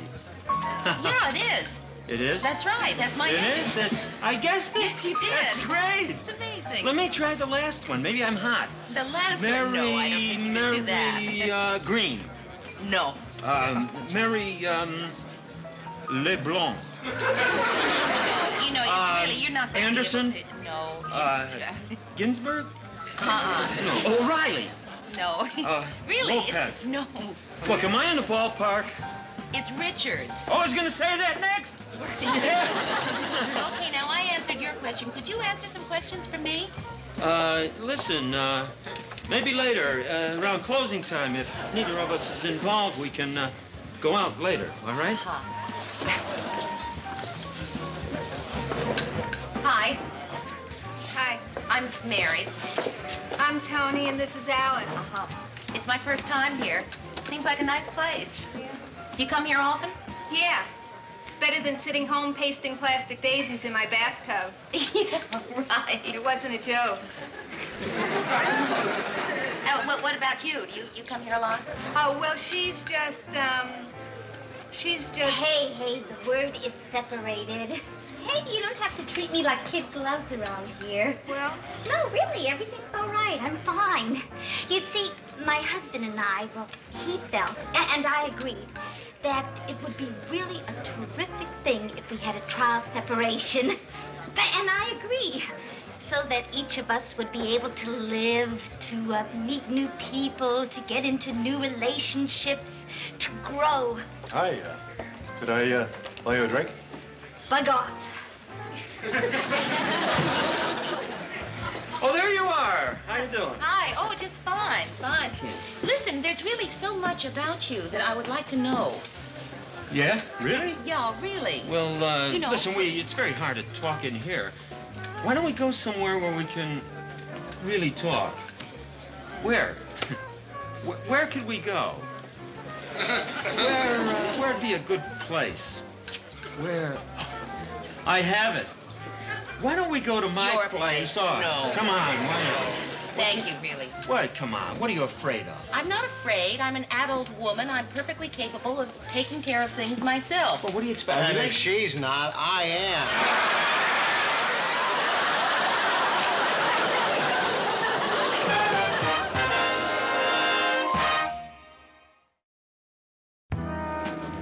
Mr. Grant, you weren't supposed to come here. I was handling everything just fine. You were not supposed to be here. Okay.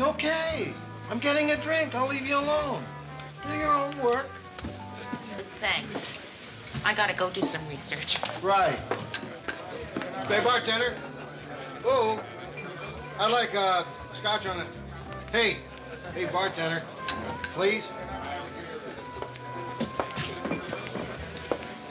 This is very hard for me. What? I'm very shy. This is very hard for me. Yes. My telephone number is 555-4425. What? Bartender. Hey, bartender. Listen.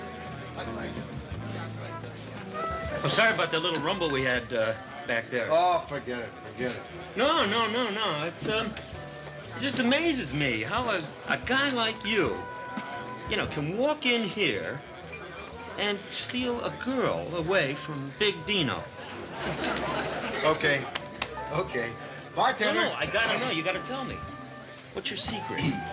I mean, here you are, a guy that is a little, well, let's face it, who's seen a couple too many sunrises. How do you do it? How do you get the girls? What's your secret? I'm a terrific dancer. I get them drunk. So about how many times a week do you come here? Oh, about once or twice, unfortunately. Hey, Alice, I'm sure everything's gonna work out. Some good will come of this. You'll meet people. Listen, let's keep it loose. But later, around closing time, if we're both free, let's see if we can arrange something. You wanna? I guess so. Maybe I'll see you later. No commitment. There, didn't I tell you there are new people to meet all the time? That was her husband. Read me everything we have so far. We don't have anything so far, Mr. Grant. We keep crossing everything out. We've been going to that place for a week now. Tonight we're moving in there with cameras, and we still haven't come up with anything new to say. Neither of the men at the bar. Maybe we ought to just cancel. No. We can't cancel it. We've been running promos on it all week. WJM explores the no-holds-barred morality of the swinging single scene. Live as it happens, when it happens. All right. There has to be an angle to this somewhere. All we have to do is find I it. know, Mr. Grant, I've been going crazy trying to get a new insight into this. I mean, we closed up that bar every night this week. And all I've come away with is a purse full of wet change and some funny cocktail napkins with phone numbers on them. Oh, yeah? Let me see. Ted, they're men's phone numbers. Oh, it's all my fault. It's a lousy idea to begin with. It's nobody's fault. It's a good idea. Now, let's try to make it work. Lou, here's something. How do you get down from an elephant? Not now, Ted. Mr. Grant, maybe I've been going about this the wrong way. You know, I mean, I've been treating this as a story about a place, and it isn't, you know. It's a story about people. All right. Now, what are we going to say about those people? Come on, Lou. Sometimes the laugh lightens the load. How do you get down from an elephant? Well, rather than saying those same dumb things, why don't we just don't say anything at all? I mean, Mary knows the brightest people in that bar, right? So why don't we just put the camera in there and let them do the talking? Maybe we'll get lucky. Yeah. Maybe it'll be a first. Now, Lou? All right, Ted. How do you get down from an elephant? I was hoping you knew. Phone number written over the answer here. I'm gonna rest till I know. The answer is you don't get down from an elephant, Ted. You get down from a duck. I don't get it. They call ducks' feathers down.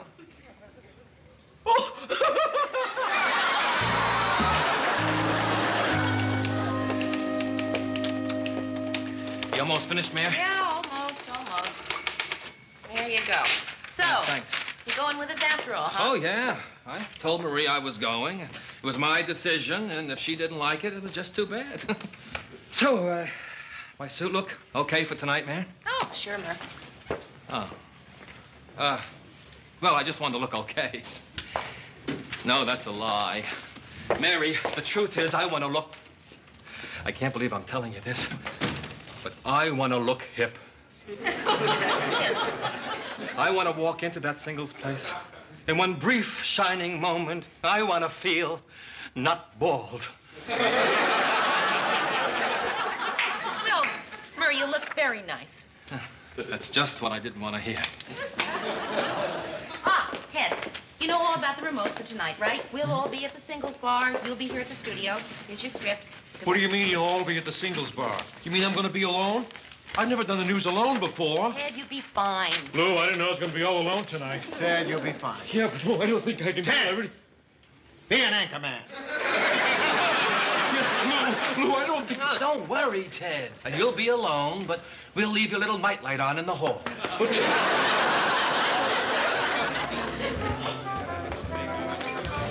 Oh, good. It's crowded tonight. That'll be a lot of people to talk to. Terrific. So, here's Murray Slaughter, and here's a singles bar. Look, there are some chicks. So, here's Murray Slaughter standing in a single bar, looking at some chicks. See, outside they're called girls, but once they cross that threshold, they're chicks. Yeah, Mary, I'm going to check on the camera crew. Right. So, I'm inside. I'm finally inside. So why do I still feel I'm carrying a bag full of groceries? Hi, Mary. Oh, hi. Oh, Murray, I want to introduce you to a couple of people, and then we'll explain to them about the show. Tony, Alice, I'd like you to meet a friend of mine, Murray Slaughter.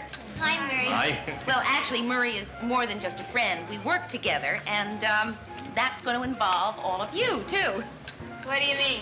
Well... Mary, where do you want us to put the monitor? I think probably over the end of the bar will be great. All right. Yeah. What is this? What do you mean? Well, it's just that, Mary, excuse me, could we go over the rundown? 2, 3. Ted, we're into commercial now. You want to give us a voice level over there? Hello. Hey, can they really hear the way across town? Hello, Scarlet. Frankly, Scarlet, I don't give a damn.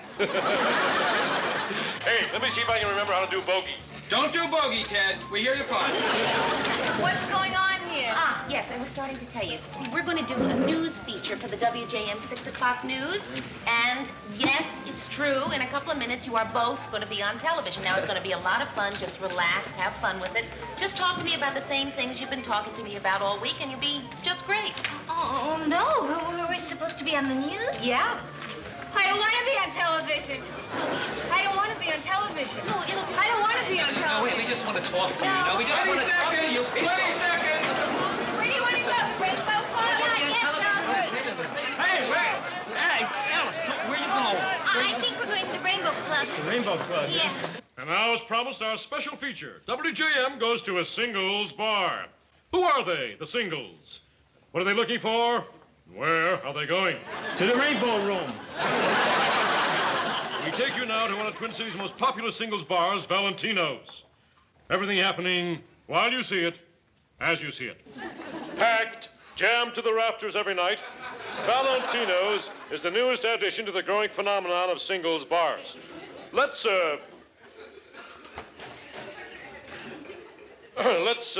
talk to the people here and see why this place is such a big success.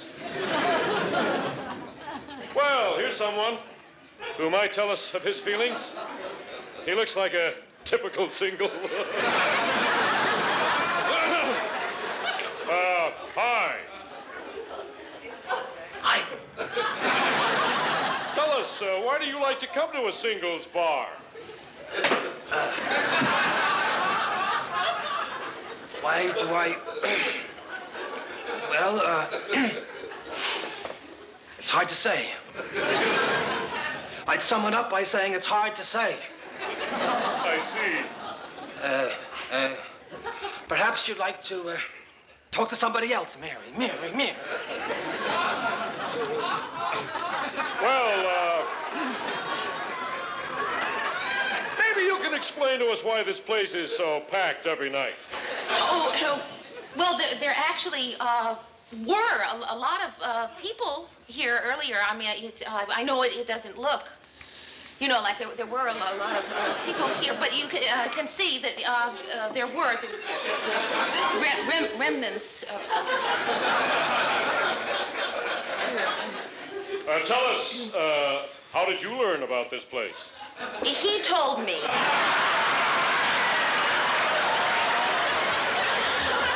You can form a lasting relationship after meeting someone in a singles bar?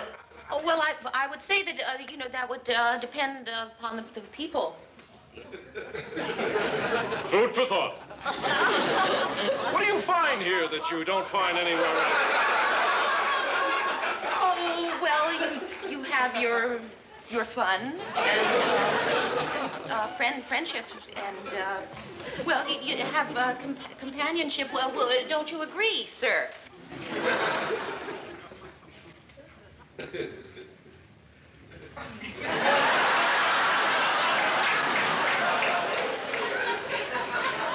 There's nobody here tonight. Our camera crew scared them off.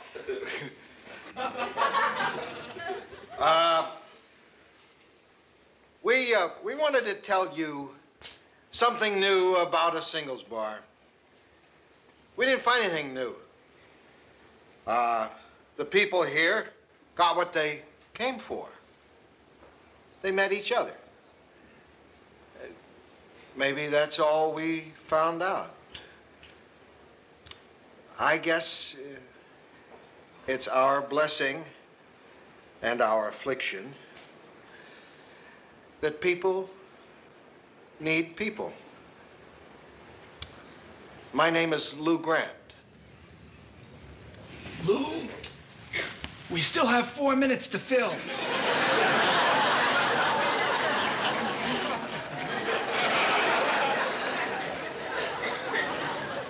And now,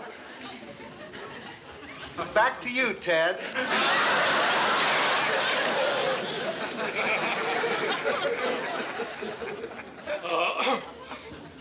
Today was the end of the auto show in Minneapolis. So let's observe 4 minutes of silence.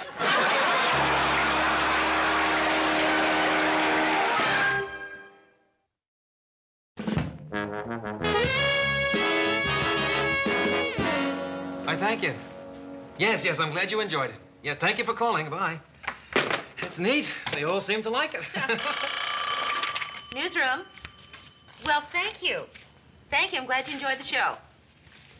Oh, who did you want?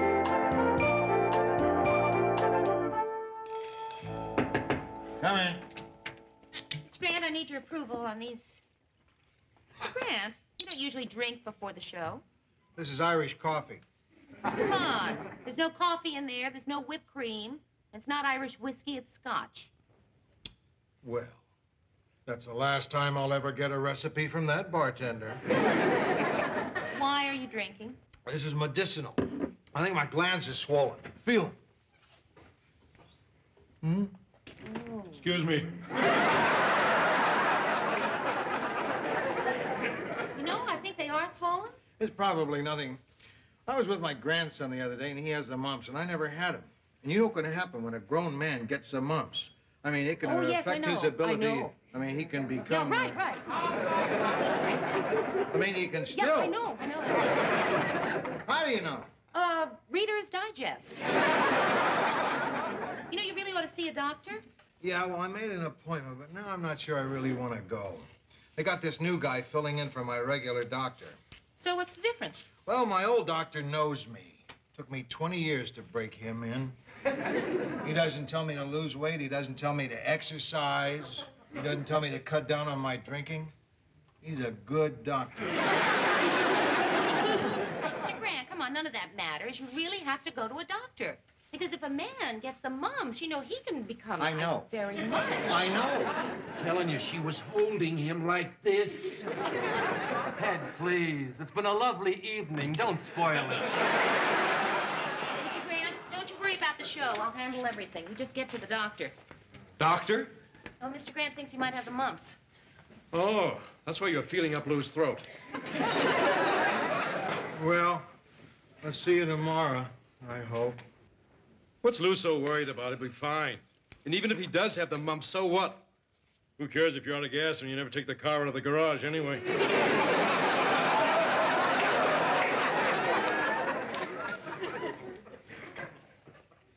Excuse me. I'd like to talk to whoever's in charge of the news. Oh, he just left. But I'm his associate producer. Can I help you? I think so. It is rather important. I wonder, could we discuss it in private? Well, sure. Yes, we can go right in here. Well, I guess I better go down to the studio. You know, it's a funny thing. I've been doing the news for 8 years now, and I still feel as nervous and as petrified as I was opening night. Of course, I'm perfect once I'm on. Right before I feel a little sick to my stomach. That's funny. I don't feel that way till after you're on the air.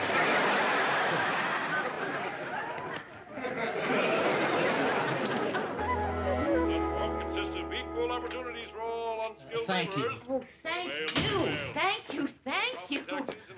I don't know how to thank you, except to say that I've already said that. Well, goodbye. Goodbye. And thank you. I haven't heard that many thank yous since my honeymoon.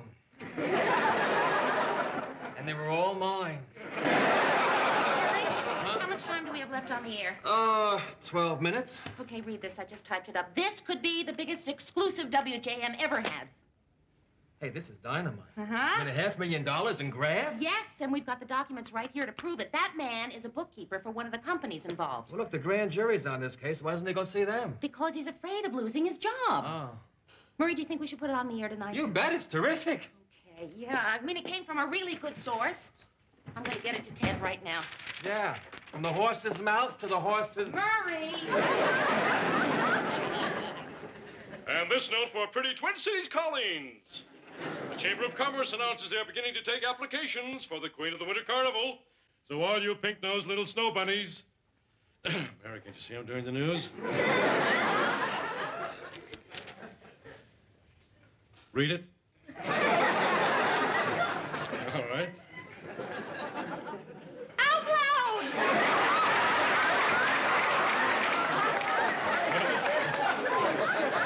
Why don't you say so?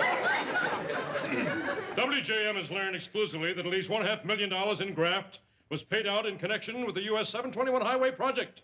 Furthermore, WJM has in its possession documented proof of these charges, which will be handed over to the federal grand jury investigating this matter. Now back to the real news. I was saying, Can you tell us how you first came into possession of these rather startling documents? oh, yes, it's my job. I'm a newsman. And I sniff around and I smell a story and I scratch and I dig till I find a bone of truth. Next week, we're going to teach them to roll over and play dead. Mary, could you tell me where the latest... Oh, say, Lou, come on over here. Guys, I want you to meet the producer of the 6 o'clock news, Lou Grant. Now, wait a second. You guys have the mumps when you were kids? Ted, I don't have the mumps. It's just a stupid little sore throat.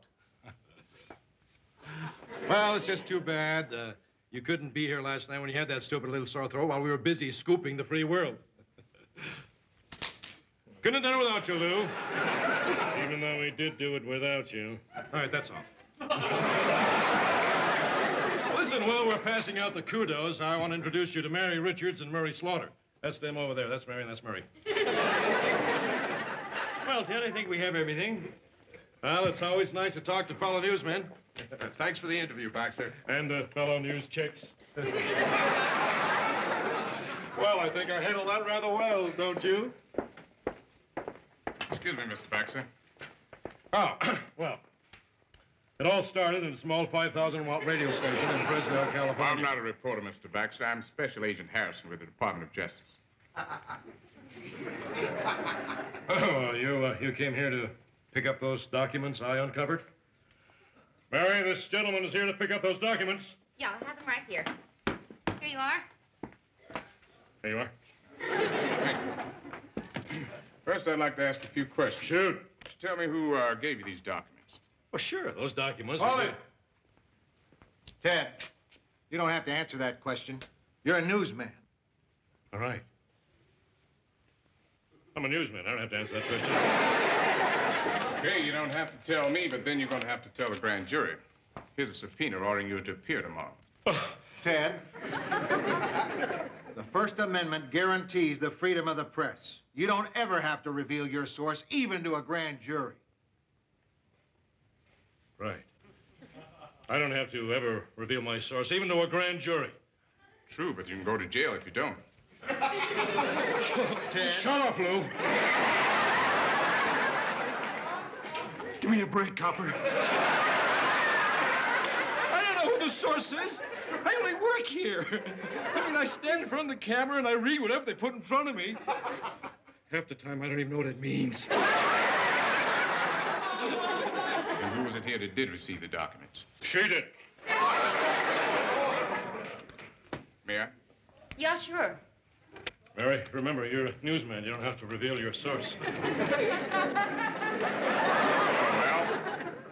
Well, Harrison, we're going to need another subpoena for Miss, Look, here's the thing. You see, the person who gave me the documents asked me to keep it a secret. You know, so giving me a subpoena isn't going to do any good because you can't tell a secret, right? I mean, a secret's a secret. It's Richards, Mary Richards. Hi, guys. Where's Mary? Hey, you didn't leave her, did you? Oh, she's coming in her own car. What happened when she testified? Oh, I don't know. We testified separately. I gotta tell you guys, it's a great experience appearing before a federal grand jury. First, they take you into this waiting room where they bring you coffee if you want it. What about Mary? Oh, she didn't want any. And since we hadn't testified till lunch, well, they took us across the street to this restaurant where I had the best prime ribs of my life, Lou. That lawyer the station was going to send, did he get there? Oh, yeah. Well, was he any help? He's the one who told me to have the prime ribs. And then I went back and testified. They asked me what my name was and what I did. And what'd you tell them? I told them I was the best darn newsman in all of America. You didn't. I had to. I was under oath. And then they just asked me where I got the documents. I said Mary gave them to me, and they thanked me. And to top it, Lou, they give you $20 and 10 cents a mile transportation. I socked them for 800 miles. They didn't even bat an eye. Sort of gives a guy faith in the whole system of American justice. Oh, Mary, hey, what happened? Tell us. Well, it's hard to know where to start. From the beginning. Start from the beginning. Well, I got there, and they asked me who gave me the documents, and I told them I couldn't tell them that. And then they took me to this judge's office, and he asked me why I wouldn't tell, and I said that as a newsman, I just felt I couldn't reveal a source. Well, what did the judge say? Well, he was a very nice man. He said he respected my opinion, and that if he had a daughter, he'd like her to be just like me. Oh. Did he say anything else? Yeah.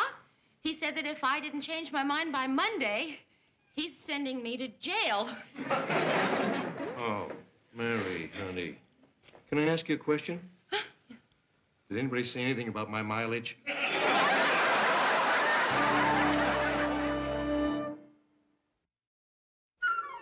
No, she's still sticking to it, Sue Ann. They had another hearing, and if she doesn't tell them by tonight, they're going to come and arrest her. Poor dear Mary. But I understand. I know what it's like to take a stand for a principle. I remember when a sponsor came to me demanding that I incorporate their product in my Thanksgiving special. They cajoled me, they intimidated me, they threatened me. But I took a firm stand on the principle of artistic integrity and told them to take their frozen giblets and ran them right up their nose. Hi, Mary, dear. Dear, I want you to know, when you get out, if you get out, I will be right here to help you find your way back into decent society. Thanks, Sue Ann. That makes me feel a lot better. Whom are you spending your last evening of freedom with? No one. Well, I won't allow it. No, Sue Ann. Plenty of time for solitary when they throw you in the hole. Now, would you like me to come over there alone, or would you like more of your friends? Friends, more friends. Many. Wonderful idea, Mary. We'll make it a party. Now, you leave everything to me. We'll have a prison motif. We'll serve our drinks in little tin cups, and everyone can bang them on the table. Oh, this is going to be so fun. Come in. Could I see you for a minute? Mr. Grant, if I don't change my mind and tell them what they want to know, I'm going to jail tonight. And I just wish I could be sure I'm doing the right thing. Mary, I can't tell you what to do. I can only tell you what I think. I think it's a reporter's job to inform the people. But if a reporter can be forced to reveal his confidential sources of information, he can't do that job because his sources will dry up. And pretty soon there won't be any information worth printing. The whole concept of freedom of the press will be destroyed. And with it, democracy, as you and I know it and cherish it. But don't let that influence you. Well, I'll just have to go to jail, that's all. It's the right thing. It's the honorable thing. It's the only thing. There's just one problem. I don't want to go to jail. I'm afraid to go to jail. I've never been to jail, Mr. Grant. I never even had to stay after school.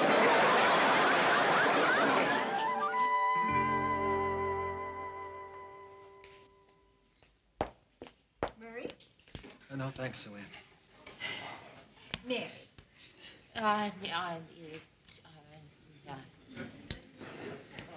Gee, Sue Ann, it sure was a good idea having this party to cheer Mary up. I know. Well, I guess I better pack my things. Mary, do you need any help? Oh, no, thanks, Georgette. I'm just going to take a toothbrush. I understand they supply the rest. Mary, dear, I don't like to criticize you at a time like this, but everyone is taking their cue from you. Now, if you don't have a good time, no one else will. So, Hold your head up, put a smile on your face, and don't be such a drag. I'll see what I can do. Murray, how long are they going to keep Mary in jail? Well, until she tells them what they want to know. And when is she going to tell them what they want to know? She's never going to tell them. Maybe she should take another toothbrush. Well, I'm all ready to go. Mary. All ready to go. That's the spirit. Now, come on, people. We came here to cheer Mary up. Let's have some fun. What'll we do? Oh, I know. Ted could do his impressions. No, I don't want to do my impressions. Come on, Ted. Well, all right, if everybody insists. You gotta guess who this is. All right. You dirty rats. Wait, there's more. I'm not going to eat this slop. I'm busting out of here. Who is that? Sue Ann's first husband?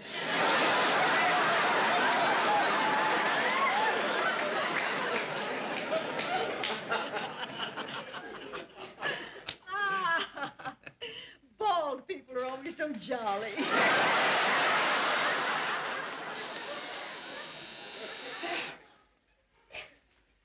So,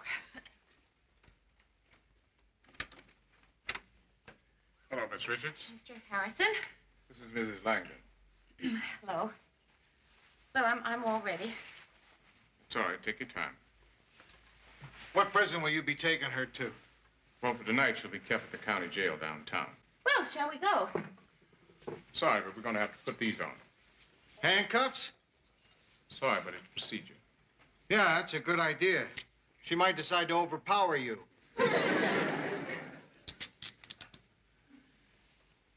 Well,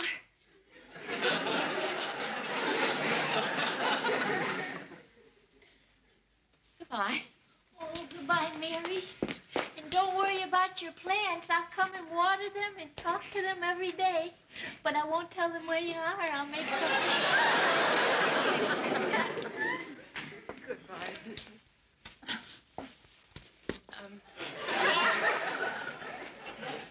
Well, you know how I feel. Mary? Hi. I got you these cigarettes. Take them. Well, Ted, I don't smoke. I know, but you gotta have them to bribe the screws. No offense.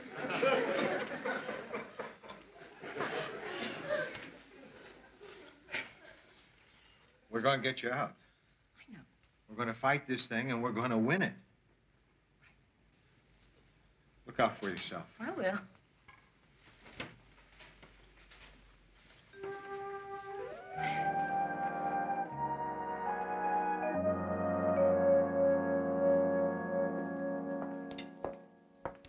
Right in here? Are you sure I couldn't have my overnight bag? Sorry. It's just that it had my toothbrush and toothpaste in it. I just hate to wake up in the morning without brushing my teeth. You know that taste in your mouth when you first wake up? I know it's funny, but ever since I was a little girl, I mean, I just couldn't do anything until I brushed my teeth. So, I guess we're gonna be roomies. My name's Mary Richards. Hi, I'm Sandra Dee, and this is Annette Funicello. She's Sherry, I'm Kim. Oh. So, what are you in here for? Oh, I fell in love with a cop.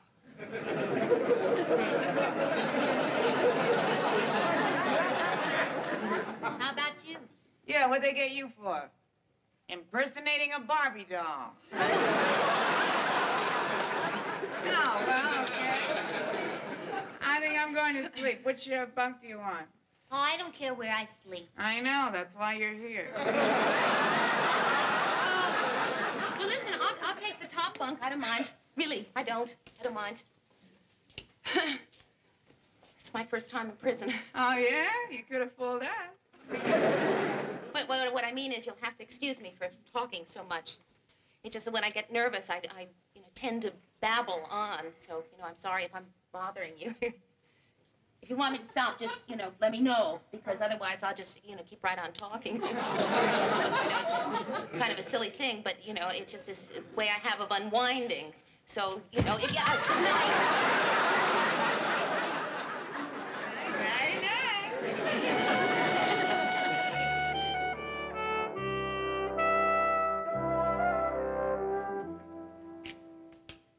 What's the matter? Don't you like your breakfast? Oh, no, it's not that. It's just, until I brush my teeth in the morning, I don't feel like doing anything. I know it sounds silly. What did you say your name was? Oh, Mary. Mary. I know. You're probably not a bad kid, and this must be a very trying experience for you. But if you mention your toothbrush one more time, I'm gonna spit up. Right in here? I've seen some tough-looking chicks in here, but this one takes the cake. Mr. Grant. Hey, Mary. They told me I couldn't have visitors. Hey, Mary, I haven't been a newsman for 30 years. I've known how to pull a few strings. Oh, this is Kim and Sherry. It's okay. Would you ladies excuse us for a second? Oh, certainly. Come on, let's go over to your place.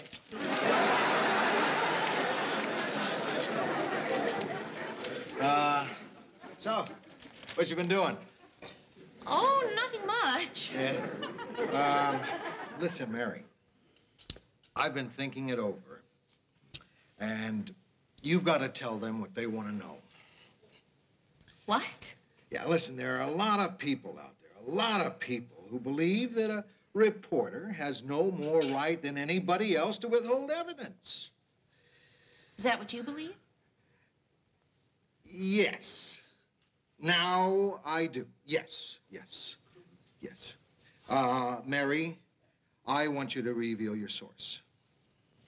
Okay, you look me in the eye and say that. Mary, I want you to reveal your source. You're looking me in the nose. Look, it's not what I believe in anymore that's important. It's you. You're in jail. You're in jail. I just can't take it. I can't handle it anymore. Mr. Grant, everything's going to be all right. Sure, that's easy for you to say. But my lawyer's already working on the appeal. I'll be out on bail in a few days. I mean, they can't keep me in here forever. What, a day, a couple, maybe a week? That's all. I just wish I hadn't talked you into this. Oh, but you didn't. Mr. Grant, I didn't come to see you to find out what you had to say. I already knew what you had to say, and I needed to hear it. You want to look me in the nose and say that? Really? I feel just like I feel when one of my daughters makes me proud. I could... What? Nothing. No, come on, you were going to say something. What? Hug you. I'm not a hugger.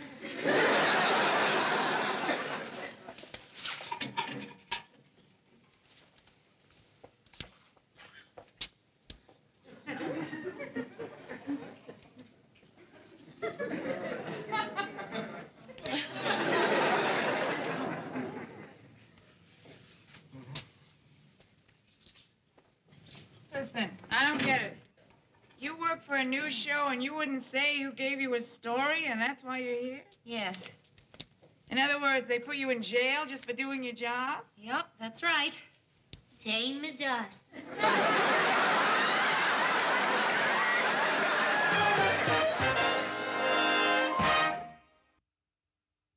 Well, goodbye. Yeah, kid, it was nice meeting you. Thank you. Yeah. Take care of yourself. I will, you too. Mary!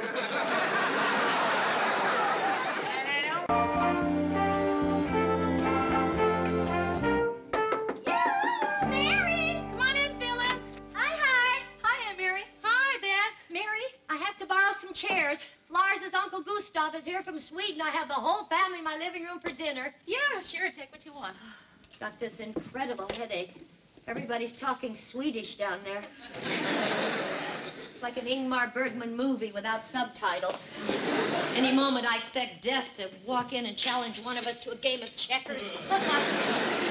You know, Uncle Gustav's really a lot of fun. Yesterday, we took him to McDonald's for lunch. He was so thrilled. He didn't know we had him in America, too. Well, I hope I get a chance to meet him. Well, you can come down and have dinner with us now. You can borrow a chair from somebody. No. Thank you. It's Ted's birthday, and we're going to a party at the Red Lantern. Who are you going with? Anybody I know?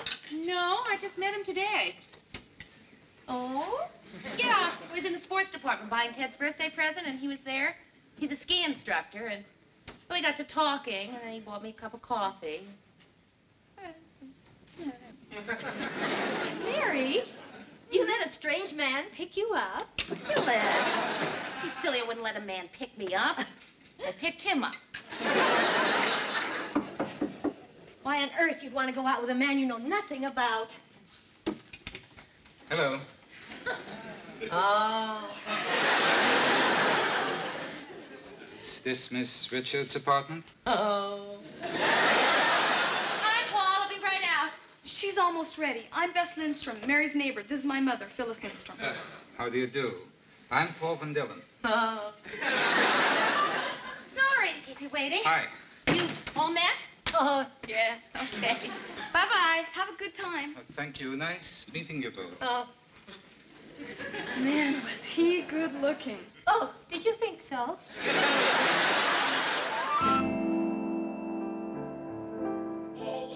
Hi, Sue Ann.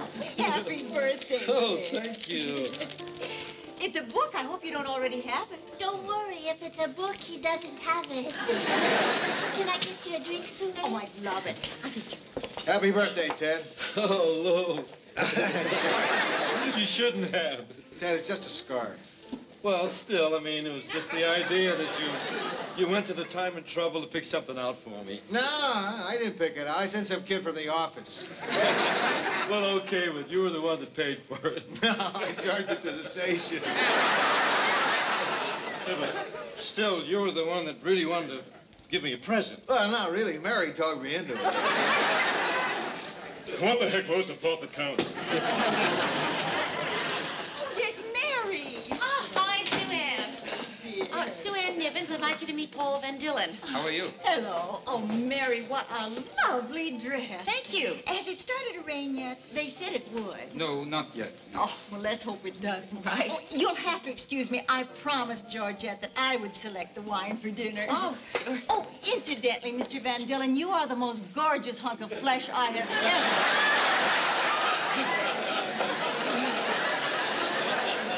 Oh, there's my boss. I want you to meet him. Lou Grant and Murray Slaughter. I'd like you to meet Paul Van Dillen. How do you do? How do you do, Paul? Oh, it's a pleasure to see you. All right.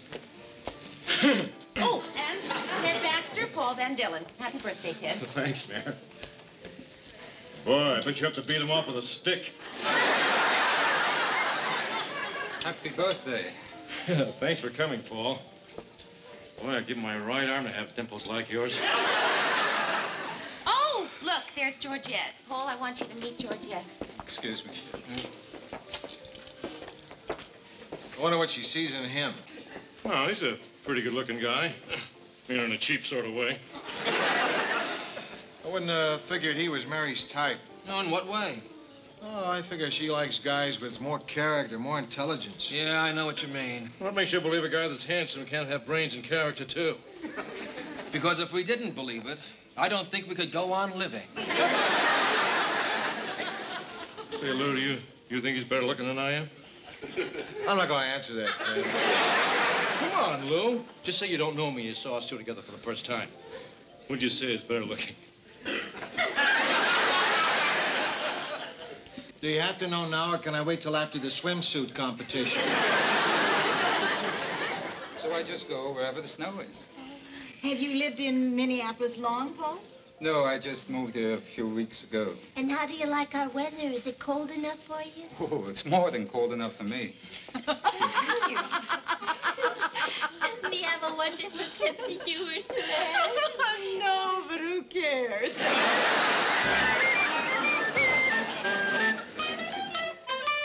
Hi, back tomorrow after Uncle Gustav goes back to Sweden. Oh, gee, I still haven't met him. Is he having a nice visit? Oh, yes. I think he's a little homesick, though. Last night when he was watching television, he started to cry during the Volvo commercial. There's a little wine stain on one of them, but you can't see it. Oh, yeah, right there on that one. Oh, yeah. See, you can't even see it. Right. Especially when you're sitting on it, then you wouldn't Well, see you it. can turn the cushion over. Well, either way, sure. Oh, something smells delicious. What is it? It's a Moroccan recipe. Sue Ann gave it to me. It's made with lamb and olive oil and spices and grains. And I forgot what they call it. What did she call it? Must be for somebody very special. Yeah, it is, for Paul. You met him the other night. Paul? You mean that Paul? Mary, you're seeing him again. Mm-hmm. Is this the first time since Ted's birthday party? No. As a matter of fact, I've seen him, every night this week. You don't say. How surprising. Why is it surprising? Well, it doesn't seem like you, Mary. What doesn't seem like me? Well, that you would strike up a relationship solely on the basis of a physical attraction. Phyllis, come on. What makes you think that our relationship, if there is indeed a relationship, is based solely on physical attraction? Mary, be honest. Would you feel the same way about Paul if he were balding, overweight, and bow-legged? Phyllis, that'd be so dumb. If he were that, he wouldn't be Paul. Well, I would feel the same way about Lars if he were balding, overweight, and bow-legged. Phyllis, Lars is balding, overweight.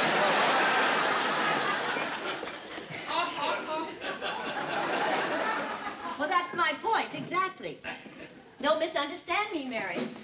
There's no need to be ashamed of what you feel. It's only natural. You see a beautiful flower, you want to pick it.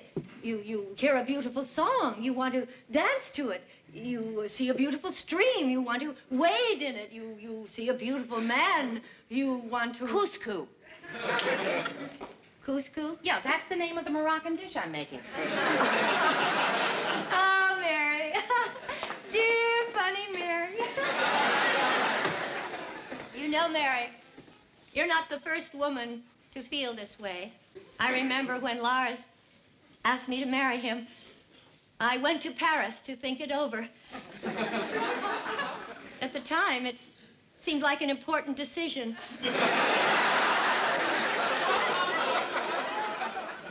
Anyway, on the plane, seated next to me, was the most fantastic-looking man I have ever seen in my life.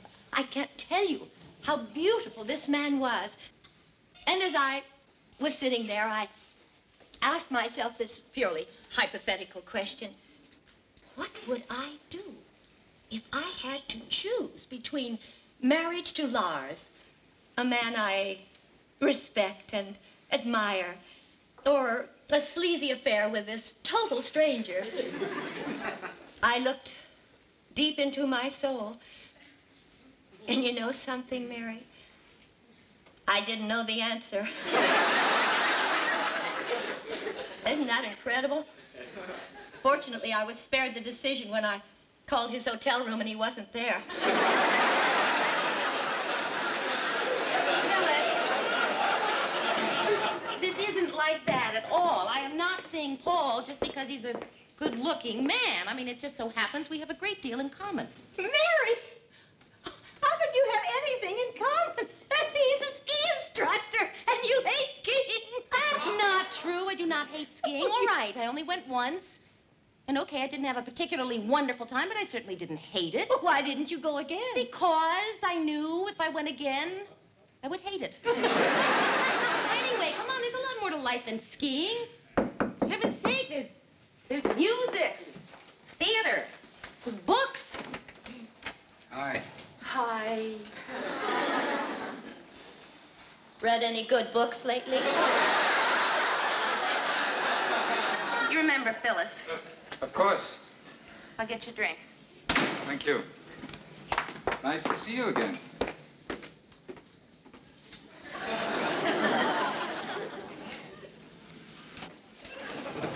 How's your daughter?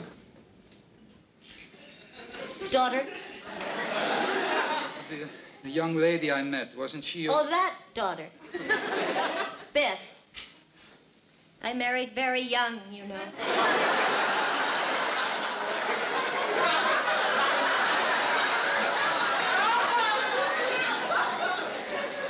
Phyllis, do you want anything? Oh, yes. But a fat lot of good it'll do me. Goodbye, Mary. Bye. Goodbye, Paul. Goodbye, Phyllis. Thank you. Dinner will be ready in a little while. Good. You like lamb? Terrific. I love lamb. Good. Lamb. You know, it's funny, Paul. We've known each other, for over a week, and I still don't know what food you like or hardly anything about you. What would you like to know? Well, when you're not teaching skiing, what do you do? When I'm not teaching skiing. I guess I'm skiing. Well, no, I mean, you can't ski all the time. Oh, sure you can. Even when it's summer here, there's snow somewhere else. There's New Zealand, Chile. Oh, well, no, I guess what I'm really trying to find out is what you do in your spare time. I mean, see, somebody was asking me what you and I had in common, and, well, I know it sounds silly, but, you know, I didn't know how to answer. And, I mean, I know you and I must have a lot in common, you know, otherwise you and I couldn't, you know, like each other as much as, you know, we so obviously do. And that's why I was, you know, trying to find out what, what I like, you know, that would be like a common... Do you like movies? I love movies. What's your favorite movie? Downhill Racer. What's your favorite? Oh, yeah, I guess Gone with the Wind. I don't think I know that one.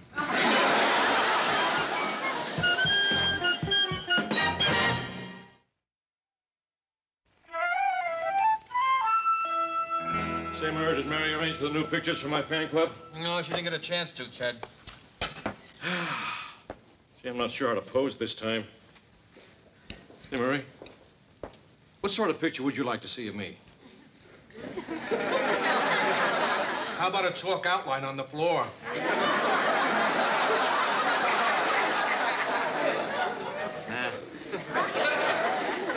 Well, listen, Ted, Mary was arranging for your pictures, but that guy, Paul, you know, the one at the party, he came by and they went to lunch. Say, Murray, what do you think of him? I like him. He seems like a nice guy. You know, there's one thing about that Paul guy that I didn't like. Huh? He's conceited about his looks. I mean, I'm a terrific-looking guy, too, but I don't make a big thing of it. I'm handsome, that's it. I accept it. Something I was born with. I mean, just because I'm handsome and you're not doesn't make me a better person than you, does it? It's a fact of life. I can't take the credit for my good looks. If anybody deserves the credit, it's the man upstairs. He's the one who made me what I am. Must have been during the war when he had trouble getting parts.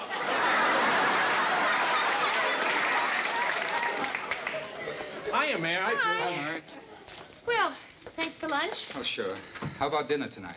Oh, well, I'm not sure, but I think I'm going to have to work late tonight. Hey, Mary, it's a very light news day. If anything happens, I can cover for you. Oh, terrific. Then I can have dinner. Oh, great. I'll see you around 8 then. Okay. Mary, when you get a chance, could you come into my office? Sure. Nice to see you again, Paul. Bye. So long, Mary. I'll see you, Paul. Hey, look, I'm sorry about opening my big mouth before. You were trying to get out of that dinner date, weren't you? Yeah, but that's okay. Oh, Mary, I thought you liked him. Yeah, I do. And that's the problem. I don't know why. Or maybe that's the problem. I know why. You want to see me? Oh, yeah. Sit down, Mary. Mary, I don't want you to think I'm butting into your personal life, nor do I want you to resent what I'm about to say. Well, Mr. Grant, I don't want you to say anything yet. I just want you to hear me out. Agreed? Okay. Okay. Now, we've known each other a long time, right? Right. please. You said you weren't going to say anything. Sorry. Now, Mary, be honest. If you saw me throwing my life away on some cheap, tawdry bimbo, you'd say something, wouldn't you? Well, Well, that's exactly how I feel about you and this guy, Paul. well, Mr. Mary, you know what you're getting involved with? A commercial for the dry look. I hate to tell you this, but he's prettier than you are. I am sorry, but I can't see you making a fool of yourself like this. Mary, Paul is not what you'd call a Renaissance man. I spent 20 minutes at Ted's party teaching him how to work the cheese dip. All right, that's an exaggeration. But face it, there can't be anything between you and this man but a physical attraction. Mary, he is not for you. Okay, now you can say what you want to say. Well, Mr. Grant, all I want to say is this, that you have no right butting into my personal life. And I resent very much every single thing you have said. And another thing, you're probably right. All chairs present and accounted for. Thank you, Phyllis. You know, Mary, I love Uncle Gustav, but I can't say I'm sorry to see him go. You don't know what it's like having 10 people in your living room night after night talking about you in Swedish.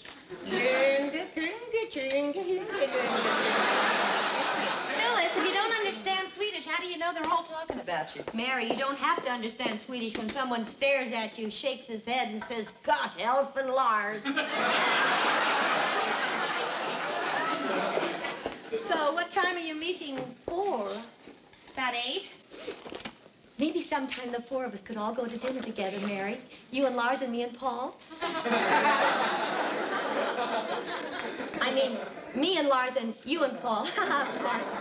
No, I don't think so, Phil. Oh? But I don't think I'm going to be seeing Paul after tonight. Mary. Oh, poor, dear, sweet Mary. How could he do that to you? Phyllis. Well, I say you're well rid of him. In fact, the first time I ever laid eyes on him, I said, there goes the most superficial, egotistical... Phyllis, he is not breaking up with me. I am breaking up with him. A gorgeous man like that? Are you out of your mind? Look, it's like what you said the other night. I suddenly realized that Paul and I really don't have a lot in common, and that the only reason I was attracted to him was because he's so attractive. Well, what's wrong with that? I mean, excuse me for saying this, Aunt Mary, but I think you're making a big mistake. So what if you just go out with him because he's attractive? Men go out with women just because they're attractive. Nobody seems to think there's anything wrong with that. I mean, for thousands of years, men have been using us women, and I think it's about time we started using them back. On the other hand, I suppose if we just use them the way they use us, we're really no better than they are. Who wants to be better than they are? No, Bess is right. I've got to tell Paul it's over, and I've got to do it tonight. Why? Oh. You know, Bess, what you just said now was very perceptive, very wise, very profound. Reminds me of something your grandmother always says. What's that? Junge, hunge,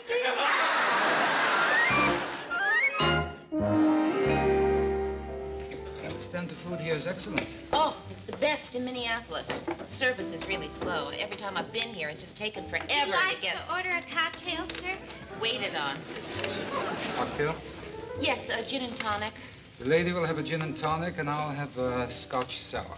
Straight up or on the rocks? Straight up. Any particular kind of scotch? Any Scotch. Sweet or tart?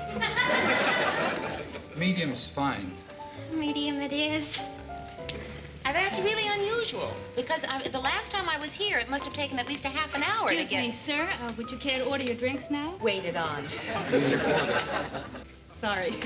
Miss, could I, You know, I'm really glad that we're having dinner together tonight, because There's something I wanted to tell you. I mean, I wanted to tell you at lunch, and then... Here we are. You want to taste that Scotch sour and see if it's all right? I told the bartender medium. It's fine. Not too medium? No, really, it's fine. And my gin and tonic is fine, too, except that it seems to be a screwdriver. Oh, I'm sorry. I must have picked up the wrong drink. I'll be right back. Thank you. Miss. Excuse me. When the waitress comes back, could you order me a martini? Very dry with 2 olives. Sure.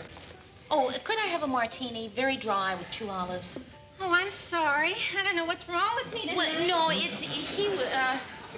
that's all right. I didn't want to drink anyway. All right. Now, what were you saying? Well, Paul, what I'm trying to say is I think that there is a problem with our relationship. You do? Why? Because, Paul, I'm bored whenever you talk about skiing. And I know that you're bored whenever I talk about anything else. Well, why don't we just avoid those 2 subjects? Okay, what would you say if I told you that the reason I'm going out with you is because of your looks? What's wrong with that? That's why I'm going out with you. Really? But, Paul, if that's the reason you're going out with me, doesn't that make our relationship pretty superficial? Superficial? No. I like you, Mary. If you really like someone, how can the relationship be superficial? Hey, you know something? I like you, too. Then what is the problem? Damned if I know.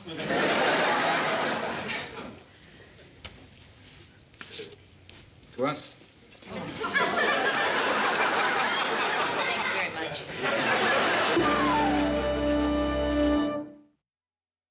And you only had the 1 lesson? Oh, you don't want to hear about this. Yes, I do. Come on.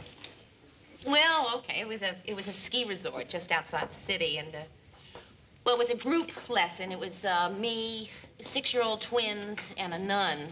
The nun wasn't dressed like a nun, but well, the twins were dressed like twins. You don't want to hear this. Yes, I do. Come on. Well, after the ski instructor gave us the fundamentals, he had us go over to the hill, and well, it wasn't really a hill. They called it the Donald Duck slope. It was... Anyway, the twins went right down. It did fine, and the nun did terrific too. And then it was my turn. And boy, I will never forget looking down and seeing the 3 of them down there at the bottom of the hill cheering me on. So I started, and I got about 2 feet down, and then I panicked, and I stumbled, and I just kind of rolled down the hill. And there was the ski instructor just shaking his head, and the twins were snickering. The only one who was nice to me was the nun. She came over and picked me up and asked me if I thought I really had the calling. Kidding. Anyway, that was my first ski experience. Well, maybe you had the wrong instructor. The votes counted. The school bond issue is almost certain to pass. In the runoff election between Henderson and McCullough, the next few hours will tell the story. It's up to the voters now. Well, that's the last item, and we still have 30 seconds. Oh, no. You mean Ted's going to have to ad-lib?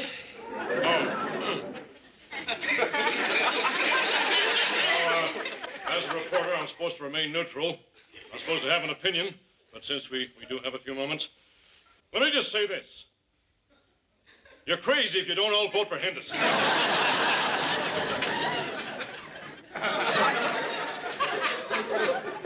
Sir.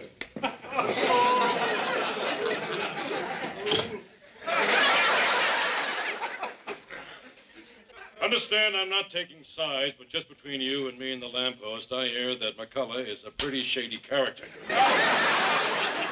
This is Ted Baxter saying good night and good news. That is the most unprofessional thing Ted has ever done. You know, I think we all need a long vacation. You're right. Well, I've got a week coming. What can you do in a week? Well, outside of creating the world and resting, nothing.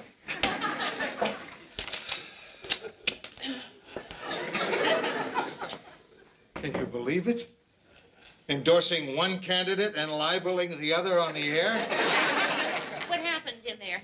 I just threw Ted out of the studio. Threw him out? You mean you fired him? No, I mean I grabbed him and threw him through the door. Mr. Grant, how could you do that? I know, I feel terrible. Just the slightest change in trajectory, I could have thrown him out the window. You know, I think he means it. I think he really did that. Well, probably. Well, so what? Well, Murray, it's just a thought of physical violence. I don't believe in it. Yeah, but that's Lou's nature. He's a hawk, you're a dove, Ted's a cuckoo. Murray! Joke. I'm sorry. Hey, Mare, what's the matter? Well, it's just the thought of someone being physically injured. I just don't like it. I never have. It's bothered me since I was a kid. A girl I know broke her leg, and I had to go tell her mother. And Murray, I began to stammer for 10 minutes. All I could do was stammer at her. I mean, there she was, and then there I was, and she and Steady. Somebody ought to go in there and tell him he can't go around throwing people through doors. Well, I'd love to do it, Mayor, but I'm afraid he'd throw me through the door.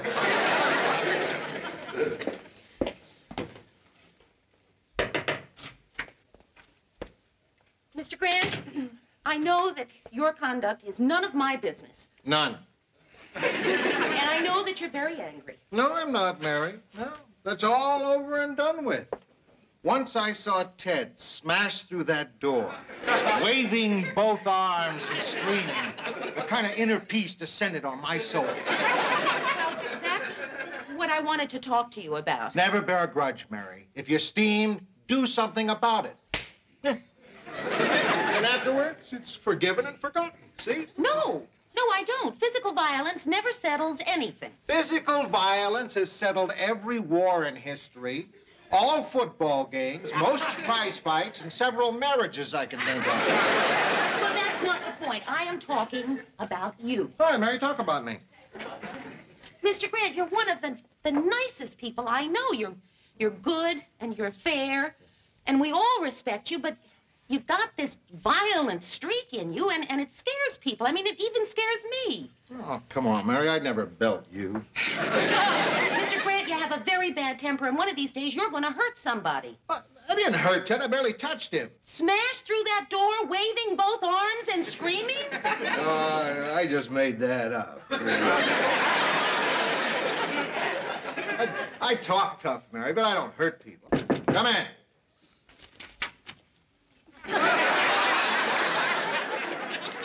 Ted! Don't touch me! I don't think I can come into work tomorrow. I can't move my head. Oh, Ted, I'm so sorry. Oh, well, it's not your fault, Lou. It happened after you threw me. I skidded into the cigarette machine. Well, they told you it was hazardous to your health. Dad, I've got to get you a doctor. No, forget the doctor. You're going to the hospital. Here, come on. Oh. Lean on me, and I'll help you down to my car. Oh, I didn't think I'd make it to the car, Lou. That's too far. All right, don't worry. I'll carry you to my car. Lou. Huh? Be gentle. Yes. Mr. Grant, you can't. What do you mean I can't carry you? It's too heavy for you. Right, here. Hey, use this table. That'll just make me heavier. It's got wheels. Oh. Lou, Mary, tell the gang I said my last words were, I want the news to go on. So, how are you feeling? Is it hurt? You know the old expression, Mayor, only when I laugh. Ooh. Ted, is there anything we can do? Oh, no. Georgette was by my side all morning. She read to me and fed me and gave me a sponge bath. Fluffed up my pillows. I finally sent her home. Aw. Yeah, she was starting to get on my nerves. Boy, private room. It's really nice. You know, when I first came here, they put me in a ward. You know how I got this room? The ward pitched in? Lou insisted. He said he'd pay whatever the cost. It's the least he can do. Well, I've got to meet Marie. Don't get up, Ted. Thanks for coming, Murr. And say, thanks for the candy. How'd you know it was my favorite kind? I didn't. I just wanted to give you something to show you how I really feel about you. Good old Murr. Want a jawbreaker, Murr?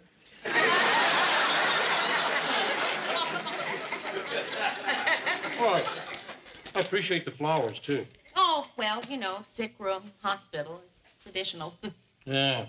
I don't know why people just don't give the cash. I went to the game store and got the stuff you wanted. Oh, well, yeah, it's not for me, you know, but you never know. My little nephew may come to visit. What'd you get? Yeah. Got your Parcheesi and your Chinese checkers and the little game that you shake and make the little balls roll into the... The clown's nose? No, they were out of that, I asked. No, this one, you shake it and the little balls form the outline of a duck. Gee, I never tried that one before. Yeah, well, I imagine it works on pretty much the same principle as the clown's nose. Hi, old buddy. Hi, Mary. Hello, Mr. Grant. How very nice of you to drop by. Say, you're not still mad at me. Well, I really don't think this is the time or the place to discuss that. But I want to know. But don't you think you should chat with Ted? Why should I chat with Ted? I like you better. See Ted. Don't mind me. This is better than television. So, how you feeling? Well, not bad. I'm not complaining. A guy learns to live with constant pain. Gee, I'm sorry, Ted. Here, I brought you some flowers. Well, I already have some. Oh. Say, I wonder if there's someplace I could put these. Beats me.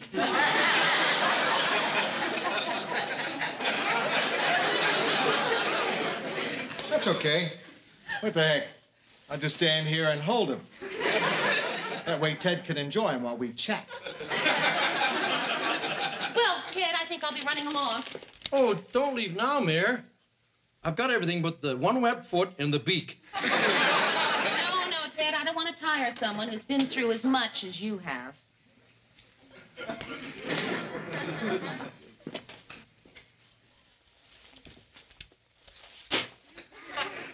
So what do the doctors say? Well, they say I'm a lucky guy, Lou. Not too many people survive an accident like that. You mean just being thrown out on you? No. 4-car collision. Huh? Well, I had to make up something, Lou. Didn't want anyone to think you did this. Oh, yeah. And they say you're lucky? I'll say. Boy, if the fire had hit the gas tank, it'd have been curtains for sure.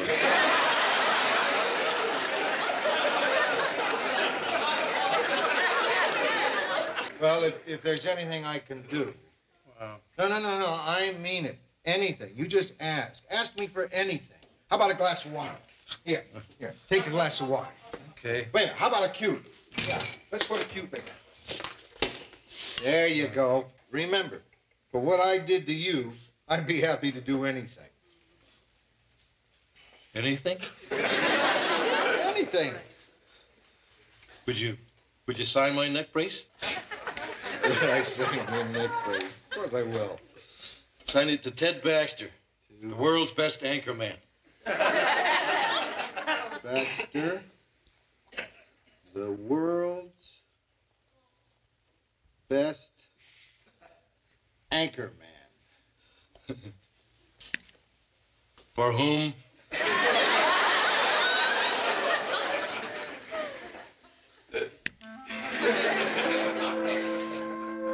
For whom? I will do anything.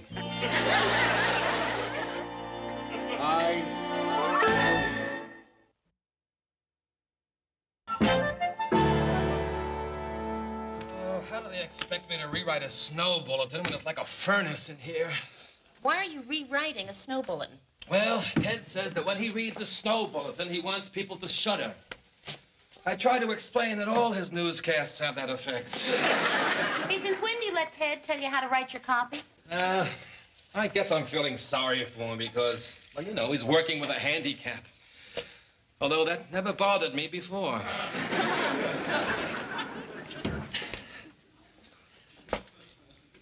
Who fooled with the thermostat? Well, I did, Lou. I thought it would be a nice conservation gesture to turn it down to 85. Murray, you mustn't turn down the thermostat. Ted should be in a warm place. Someday, if there's any justice.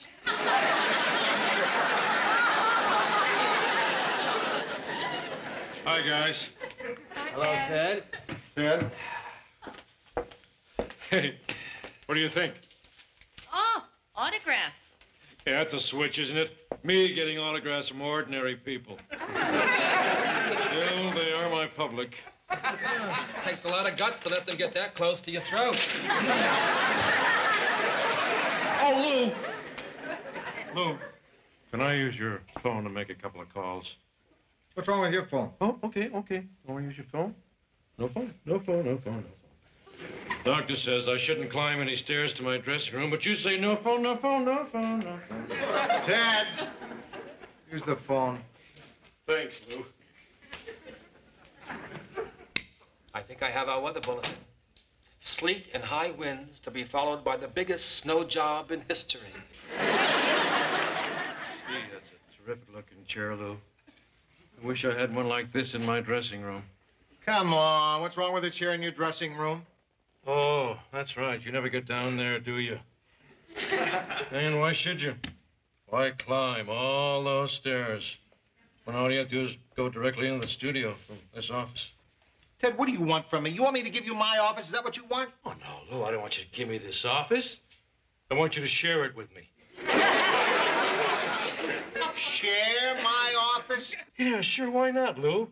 All it would take is a little chair right over there. You wouldn't mind sitting in a little chair, would you, Lou? Ted!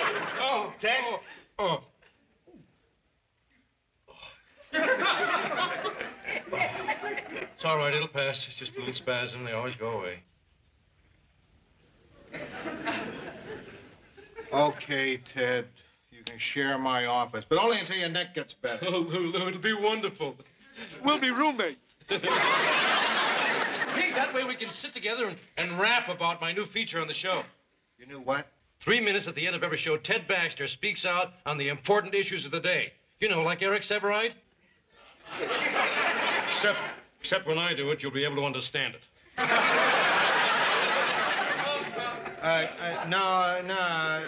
No, Ted, I don't think it'll work. Why not, Lou?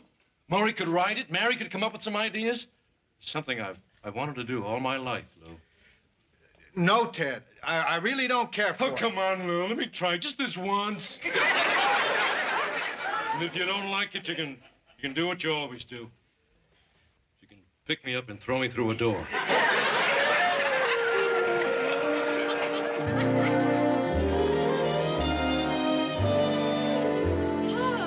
Boy, someday this turned out to be, huh, Murph? Oh, the worst. You know, it's bad enough I have to write one opinion spot for Ted.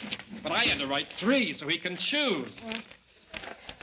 You know something, Murray? Remember that little girl I told you about in grammar school, the one who broke her leg? Oh, yeah. You know, I just realized something. She used people, too.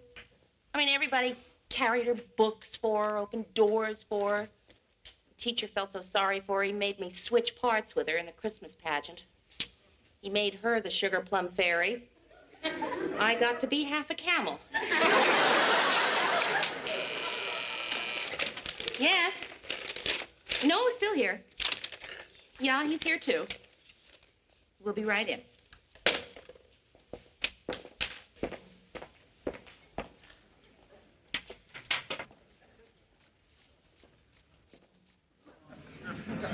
You guys weren't slipping out already, were you? Slipping out? Ted, it's after 8. I finally came up with the title for my new spot. A Piece of My Mind. Well, if they can split an atom, why not?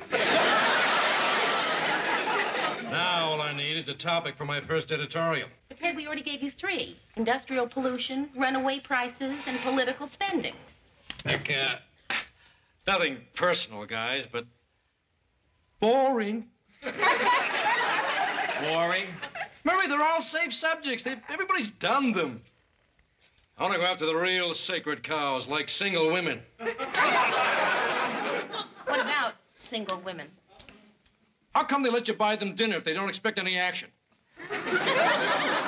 Ted, you can't do an editorial because you keep striking out. Mr. Grant is never going to allow that. Kids, trust me. I'm the honcho on this project. I'll handle Lou. Ted, don't you think that you're carrying this thing just a little too far? Look, I know it's late. We're all tired. What do you say we go get some coffee and we'll talk about it, huh? Oh, gee, I'd like to, Mary, but I've got a date. And you two got an awful lot of work to do.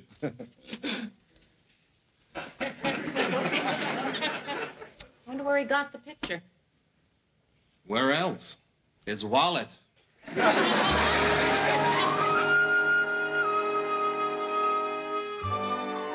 you are, Mr. Grant. Made you after dinner drink. Thank you, Mary. What are you up to? Well, since when do I have to be up to something just because I ask you over for dinner and a few drinks? I just want to know why you're trying to ply me with alcohol. Ply you with alcohol? You know, that's really kind of insulting. Oh, I'm sorry, Mary. I didn't mean to insult you. Oh, forget it. Here, let me freshen that for you. Mary! All right, okay. I do want to have a talk with you. Okay, but you don't feel you have to lead up to it. Shoot. Right. Just shoot. Just lay it on the line straight out. Okay, here it is. Shoot you want. Shoot you're gonna get. Mr. Grant, before I say this... Mary. Yes, okay, you're right. No beating around the bush.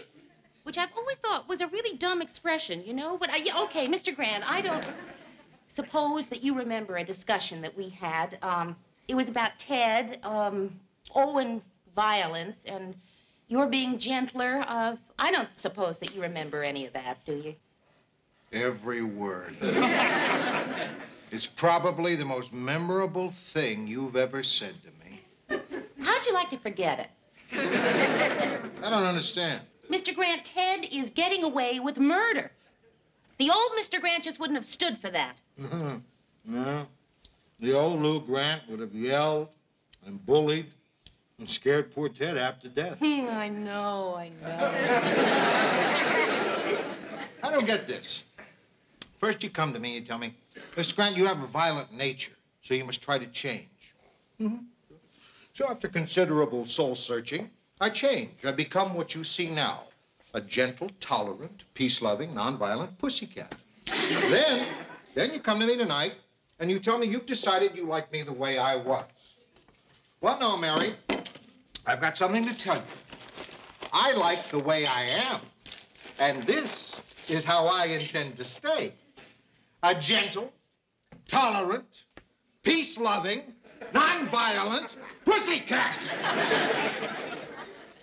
So you just better get used to the new Lou Grant, Mary. From now on, I'm going to be the warmest, sweetest, nicest, most sympathetic, considerate, understanding human being you ever met in your life. I don't think I like you anymore. This goes now to the states for approval. In order for the bill to pass, it must be ratified by 2/3 of the 48 states. Oh, 2 more. Correction. Make that 4/3. Now we present a new department. A piece of my mind. Which one is he doing? I don't know. He wrote it himself. Tonight, a piece of my mind examines big business versus the little man. Now, for years, the little man's been taking it on the chin. Well, good news, my friends. Today, the tables are turned. Ted Baxter, the reporter who wouldn't be intimidated, announced a lawsuit for $250,000 against station WJM for gross negligence. What? He's suing his own station. On the air. I want to make one thing clear. I don't include producer Lou Grant in this action. No, Lou can't be responsible for everything that goes on in his station. And I know Lou joins me in hoping this suit teaches a certain station that human safety isn't something to be trifled with. When Mr. Baxter finishes the news, have him step into my office? What are you doing? Just getting the ambulance warmed up. Oh, Ted, Lou would like to see you in his office. Right. Same here. What did Lou say about the show? Oh, Speechless, huh?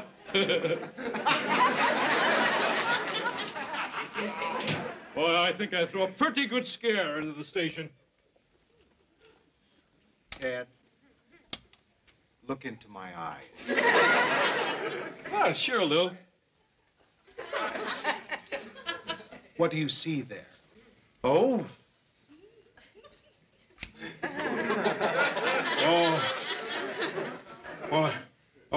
I wasn't really going to go through with it, Lou. I was just going to worry them a little bit, you know, use it for leverage, get a little more vacation. You've got just 20 seconds to take down those pictures while your face still resembles them.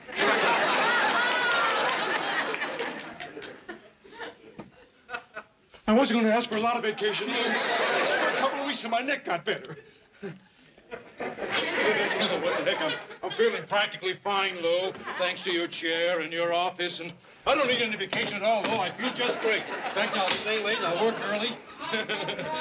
Weekends, Lou, holidays, and my birthday. Oh.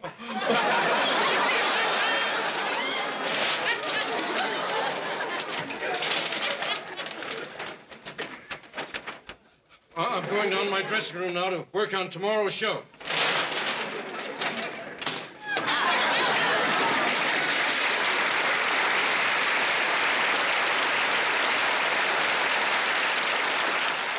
Did everything go all right in here? Yeah, it went all right. Mr. Grant's office? Yes, this is Mr. Grant's office. No, it is no longer Ted Baxter's office. Yes, I'm sure. You're very welcome. Who was it? Ted.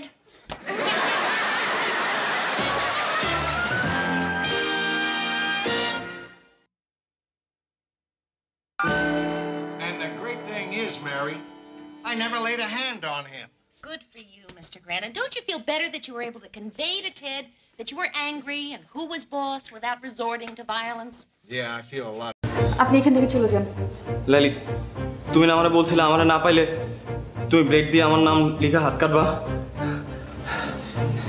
আজকে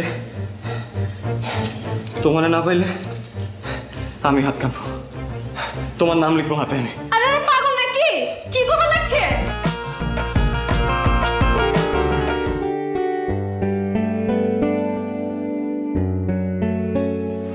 লাইলি, তোমার সাথে একটু কথা ছিল।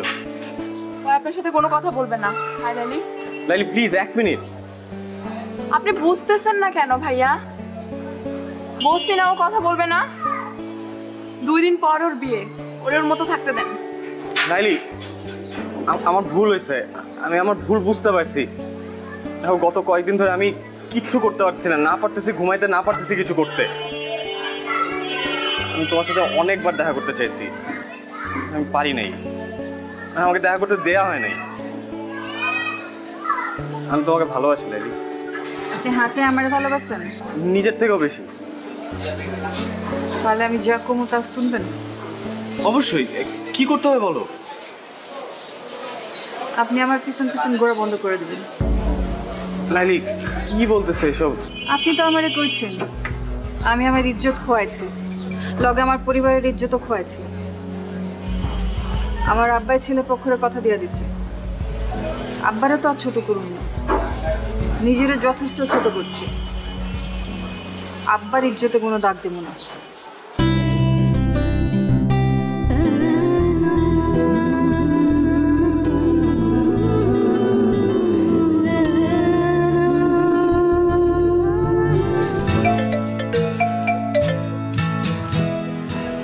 Hello, আসসালামু আলাইকুম ভাইজান। ওয়ালাইকুম আসসালাম। আমি নীলের আম্মা কইতাছি। আপা আমি জানি আপনি কি কইবেন। আমার কিছু করার নাই, আমি লাইলিরে জিগাইয়া সবকিছু ঠিক করছি।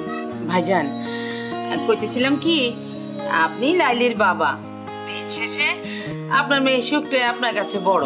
কিন্তু ভাইজান, লাইলি আমার পোলাটারে ভালোবাসে, আমার পোলাটাও লাইলিরে ভালোবাসে। কিন্তু আপনি যদি লাইলির অন্যখানে বিয়া শাদী দিয়ে দেন তাইলে তো ওরা কেউই সুখী হইব না।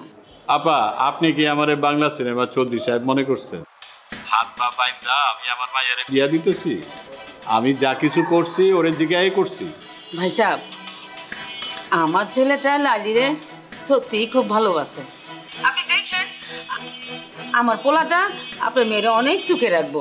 আপনি যদি লাস্টে একবার যদি ভাইবা দেখতেন। আপা, আমি অনেক ব্যস্ত, এখন রাখি। আপনি আমার মাইয়াটার জন্য দোয়া করেন, আমি আপনার পোলার জন্য দোয়া করি। আল্লাহ হাফেজ।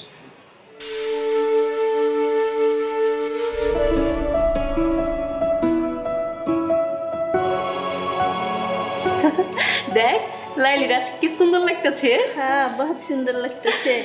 সাইটাগুলো মানাইছে। আরে আপনি এখানে চোখেন কিভাবে? বাইগান বাইগান কইতাছি।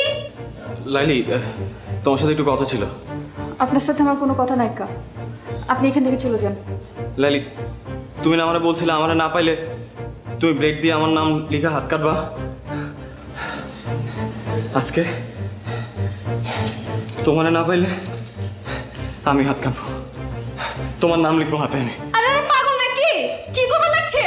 হেনি কি আছে? মামা, আয় মামা, মামা, মামা। এসব করার কাম নাই, আপনি এখান থেকে যান গা।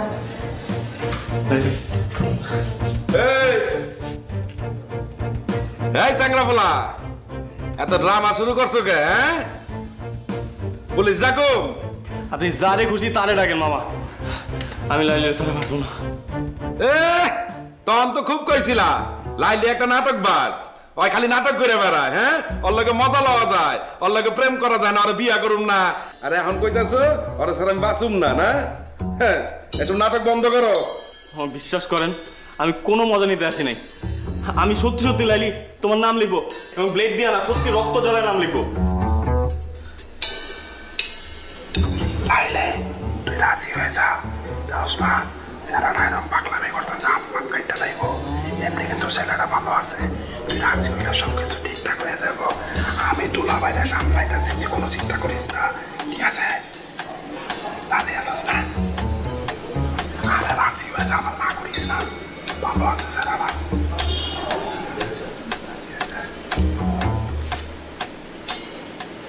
লাইলি, আমি দিলাম কিন্তু, দিলাম কিন্তু। কি হয়েছে? এত গন্ডগোল কেন? দুলা ভাই, নাম গো লাইলি, বুঝছেন? আরে পছন্দ করে, আরো সবাই লেগে নিলয় এলাকার ছেলে, ও আমার ওরে পছন্দ করে। কি কইলি? দুইজন পছন্দ করে দুলা ভাই। দুলা ভাই, আপনি যদি সম্মতি দিতেন তাহলে ওকে বিয়াটা করা দিতে পারতাম। চুপ কর, তুই কি চাস? ও বুঝছি। দুলা ভাই, আপনি রাজি হয়ে যান, সমস্যা নাই। বুঝেন না কেন? দুজন পছন্দ করে, বুঝছেন না? যদি ভাইয়াটা এগিয়ে যায় তাহলে তো আমার সমস্যা, মহল্লায় চেহারা দেওয়া মুখে এমনি। আপনি রাজি হয়ে যান, আপনি আমি ওইদিকে সামলান, আমি ওইদিকে ওখানে দেখতেছি। বাবাই, আপনি চালান। আচ্ছা, আরে যান তাড়াতাড়ি, এত চিন্তা করেন না তো।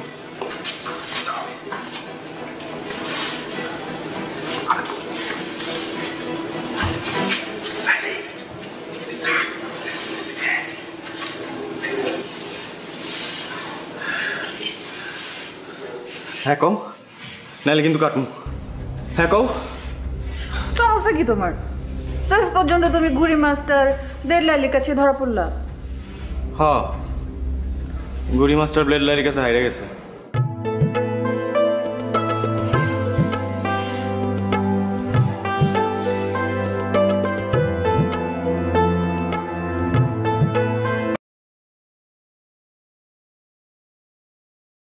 Này, sao thế nhỉ?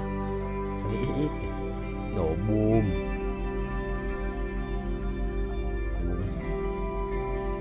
Sao nó mày? Sao nó? Không có rồi.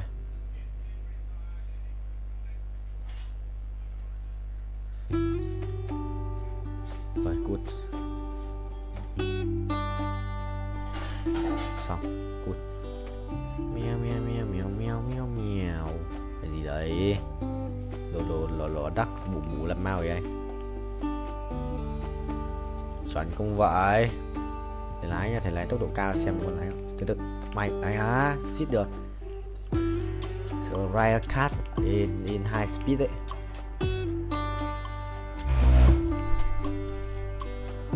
Chuẩn không ấy á không được, sửa tốc độ cao. Tốc độ cao đét mà. Rồi một lần, hai lần, lần thứ hai 300 lap à, 400 lap. Chuẩn không thầy? Chuẩn không? Chuẩn không?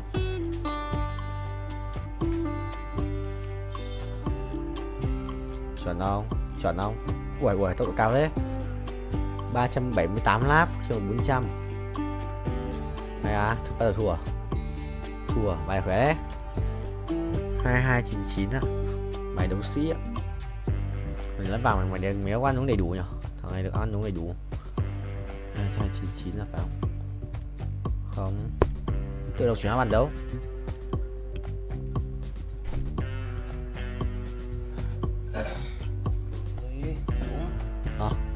Đúng đi em. Đúng.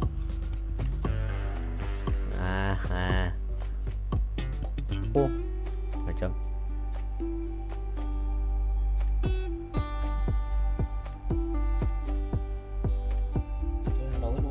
Này em. Thua rồi. Chuẩn bị ăn đi sang xuống dưới.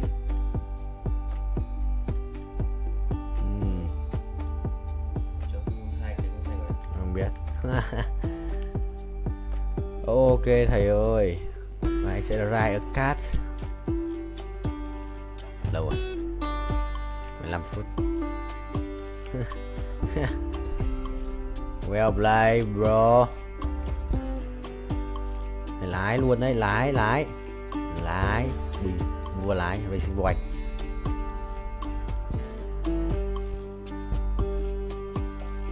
Nhốt luôn, chết không? Ngồi đi. Đéo đi à? Vào, nó kèm rất siêu linh. Đéo có đủ mana để chết. Phải không? Cũng là khỏe rồi, ra. Đánh bài gì với cả Nautilus 2? মন্টুর বাসা ফাঁকা, খালি বাসা, পুরা খালি, খাওয়া দাওয়া নাই, তুমি আর আমি, শুধু তুমি আর আমি, একা একা। কত বড় সাহস তোর, হ্যাঁ? তুই সাহস পাইলি কিভাবে আমার নিয়ে খালি বাসায় যাবি? বাসায় আমার কথা বলো, বিয়ের কথা বলো, সিরিয়াস হও। তুমি তো জানো আমার বাসার অবস্থা কি। এমন ভাই যেন পৃথিবীতে কারো ফ্যামিলি যেন না জন্মায়। মানে ওর জন্য আমি কিছুই হচ্ছে না, ও ফেল করে আর বিয়েটা হচ্ছে না, ফেল করতেছে আর হচ্ছে বিয়ে পিছাইতেছে, কিন্তু আমার লাইফটা কোথায় যাইতেছে সেটা তো কেউ চিন্তা করতেছে না। ও তো সেই ব্যাপারে কোনো টেনশনই নাই। আমি যে তোমাকে কত ভালোবাসি এটা কি ওকে আমি বলতে বুঝাইতে পারতেছি বলো? হ্যাঁ, আরে কি হয়েছে? না আমি আর বসে থাকতে পারবো না, এতক্ষণ ধরে রিকশায় বসে থেকে আমার ব্যাক পেন করতেছে। কোথায় দেখি? দেখতে হবে না, আমি আর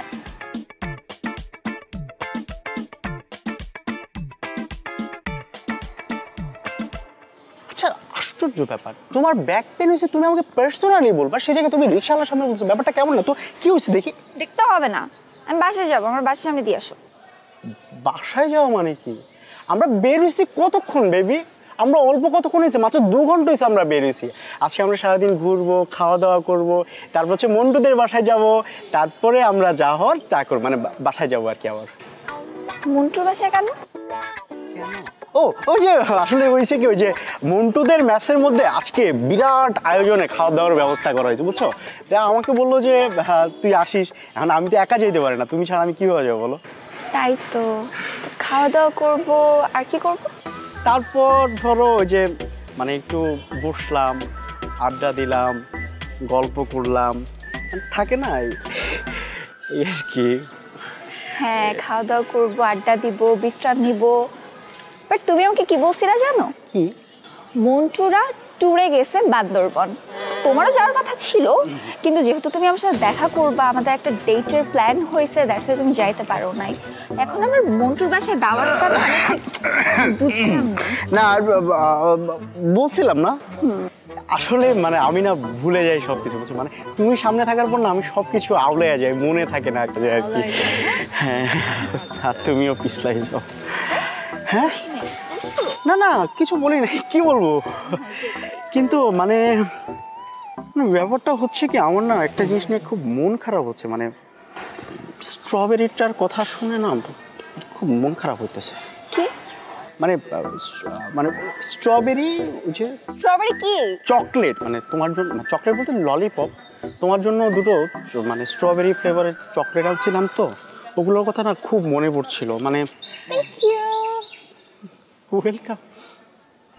শোনো, এসব ভাওতাবাজি বাদ দিয়ে কাজের কাজ করো, বাসায় আমার কথা বলো, বিয়ের কথা বলো, সিরিয়াস হও। তুমি তো জানো আমার বাসার অবস্থা কি, এমন ভাই যেন পৃথিবীতে কারো ফ্যামিলি যেন না জন্মায়। মানে ওর জন্য আমি কিছুই হচ্ছে না, ও ফেল করে আর বিয়েটা হচ্ছে না, ফেল করতেছে আর হচ্ছে বিয়ে পিছাইতেছে, কিন্তু আমার লাইফটা কোথায় যাইতেছে সেটা তো কেউ চিন্তা করতেছে না, ও তো সেই ব্যাপারে কোনো টেনশনই নাই। আমি যে তোমাকে কত ভালোবাসি এটা কি ওকে আমি বলতে বুঝাইতে পারতেছি বলো? হ্যাঁ অনেক প্রবলেম না? খুব প্রবলেম। আমার কাছে একটা সলিউশন আছে। কি সলিউশন? চলো আমরা পালাই বিয়ে করে ফেলি। দেখো তোমার বাসায় প্রবলেম আছে, আমার বাসায় অনেক প্রবলেম আছে, বাট আই এম সিরিয়াস। এসব বাসার প্রবলেম এত পাত্তা দিলে চলবে না, পালাই বিয়ে করে ফেলি। বেবি তোমাকে আমি এই কারণে এত লাভ করি, তোমার ইন্টেলেকচুয়াল হাইট এত বেশি যে কোন দিন জানি তোমার সাথে থাকতে থাকতে আমার হাইটটাও 6 গিয়ে পৌঁছে যাবে। 6 কি ফিট, ইঞ্চ নাকি সেন্টিমিটার? না না ফিটই তো, ফিট।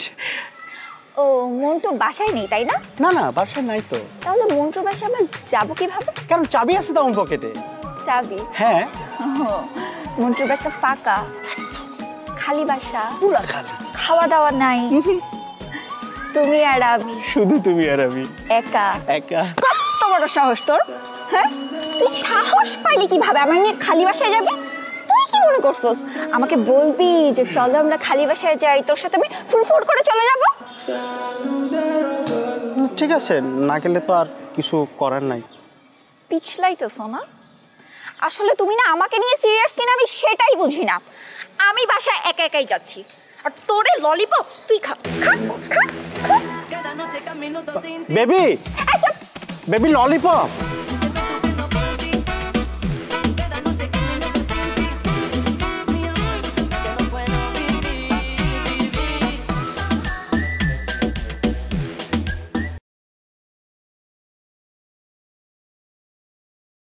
আব্বা আম্মা যদি তোর ছোটকালে জানতো তোর হাইটের লগে তোর গাদামির হাইট একটু বাড়বো, তাহলে নিজ দিয়ে এমনিতেই 6 ইঞ্চি কেটে দিত, তোর আর গাদামি বাড়তো।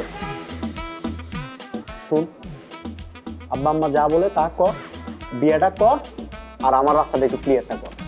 ও আমি তোমার পথের কাটা না? তোরা কেউ চাস না যে আমি পড়াশোনা করে এই নিজের পায়ে দাঁড়াই? তুই তো নিজের পায়ে দাঁড়াস নাই, তুই তো আমার কাঁধের উপর ভর করে দাঁড়ায় আসছিস।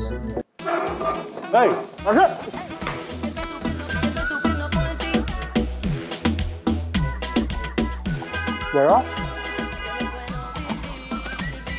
এই কি তোরা সকালবেলা এরকম কাঁদতেছিস কেন? আব্বাও কাঁদতেছে, আম্মাও কাঁদতেছে, আম্মা কি সকালবেলা কি সিরিয়াল দেখা শুরু করছে? তাহলে কিছু চুরি হয়েছে বাসা? কেউ মারা গেছে? কেউ কি মরার আগে হসপিটালে অ্যাডমিট হয়েছে? তাহলে কি হয়েছে? সবাই এরকম আয়োজন করে কাঁদতেছে কেন? বাবা মা বলতেছে আমার নাকি পড়াশোনার দরকার নাই, ধান থাকলে নাকি ধানের মাঝে চিটাও থাকে, আমি নাকি চিটা। হ্যাঁ তোর তো ঠিকই বলছে। আর তুই কখনো দেখছো আব্বা আম্মা পোলাপানের সাথে মিথ্যা কথা বলে? ভাই কি ওই কথা কইছে? কইছে আমার 1 মাসের মধ্যে বিয়ে করা লাগবে, বিয়ে করে 9 মাসের মধ্যে বাচ্চা পয়দা দেওয়া লাগবে। মাত্র 9 মাস টাইম দিছে? তুই তো নির্ঘাত ফেল করবি। মানে তোর যে পড়াশোনার কন্ডিশন, তুই 9 মাসের সাথে তোর আরো মিনিমাম 4 মাস টাইম দেওয়া লাগবে, তারপর যদি 12। আকার দোকানদাররা অবশ্য নতুন যারা বিয়ে করে তাকে চেয়ার দিকে তাকায় থাকে 2 পয়সা ইনকামের জন্য, তোর দিয়ে সেটাও হবে না। তুই চিন্তা বাদ। হ্যাঁ বল। তুইও কি? আমি আগে সন্দেহ করছিলাম তুই আমার মায়ের পেটের ভাই না। মায়ের পেটের ভাই হলে তুই এরকম করে কথা বলতে পারতি না। তোর আমার না কোনো মিল নাই, না আছে স্বভাবের মিল, না আছে চরিত্রের মিল, না আছে তোর এই যে চেহারার মিল, গায়ের কালারের মিল, কোনো কিছু মিল নাই। বাইকটা শোন, আব্বা আম্মা যদি তোর ছোটকালে জানতো তোর হাইটের লগে তোর গাদামির হাইটটা একটু বাড়বো, তাহলে নিজ দিয়ে এমনিতেই 6 ইঞ্চি কেটে দিত, তোর আর গাদামি বাড়তো।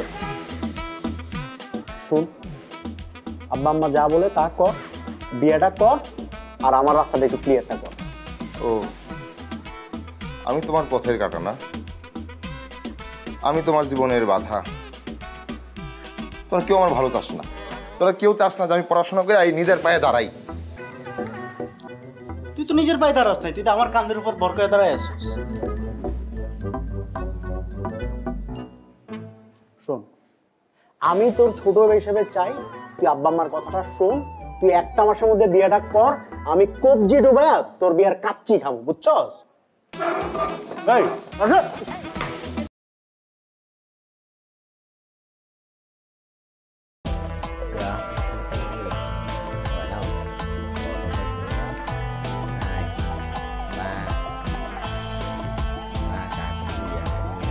Viên Bình bao nhiêu?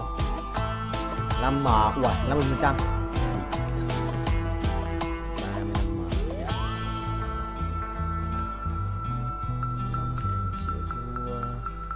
Em rồi. Mọi ngày giữa đêm tối. Chuẩn không? Ui, ra với bia này, độc dược à? Thôi cút. Không quan trọng, vụ nổ lớn. Bình sẽ sẵn bài tử thần mà. Điều hiểu sẽ sẵn bài. Chưa chạm đất, trải thái cái đường đâu mà chạm chứ. Là thế rồi. Đang xuống rồi, đang vòng xuống rồi, đang vòng xuống. Đang số thì binh chi linh không? 3, 2, 1. Perfect một lần này. Đấy, kiếm 45 lần perfect không? 100 lần perfect là ăn 6 triệu. Ơ. Ừ nhờ, 7 triệu. Mình cần 50 thôi, đã được 5 củ rồi. 7 củ là bình thường. Chuẩn rồi, chuẩn rồi. Đấy á, đón thêm một nhịp. Đón thêm một nhịp vào mình rồi.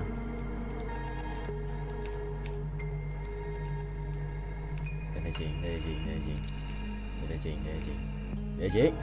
Ok. Không được.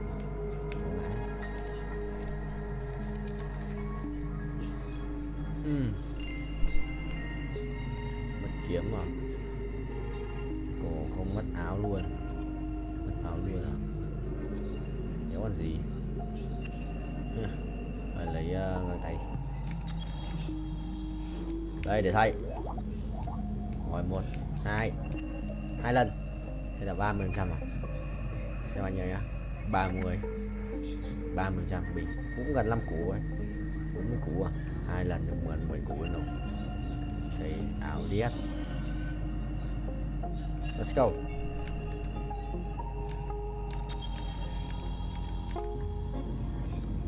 Let it go, let it go.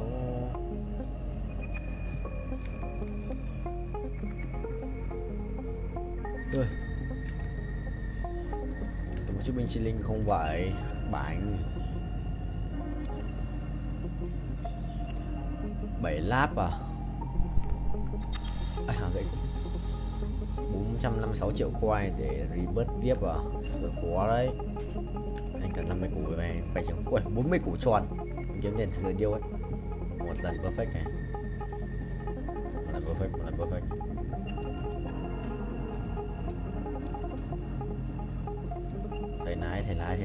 Thầy lái. ও তুমি ডরাইছেন? ডরাবো কেন? মাগের এরকম আটকা মায়া মনে সামনে চলে আসলে তো একটু চিন্তা লাগেই। আর কালকে আবার তোমার মামার সাথে চ্যালেঞ্জ, বইলা আইসো শেষবার মতো চুলদারি আশ্রয় আসতে। শুনেন, কালকের খেলায় আপনি হারবেন। বাবা, কনফিডেন্স দেখছো মেয়ে। যদি না হারছেন তাহলে কিন্তু বললাম এটা দিয়ে আমি আমার হাতে আপনার নাম লিখুন। মানে তো তখনই বুঝবেন যখন এটার দায় আপনার উপর পড়ব। সরেন। আরে ভাই, নাম লিখবা মানে? কি মুসিবতে বললাম, জিততে না পারে এখন 2 নাম্বারই।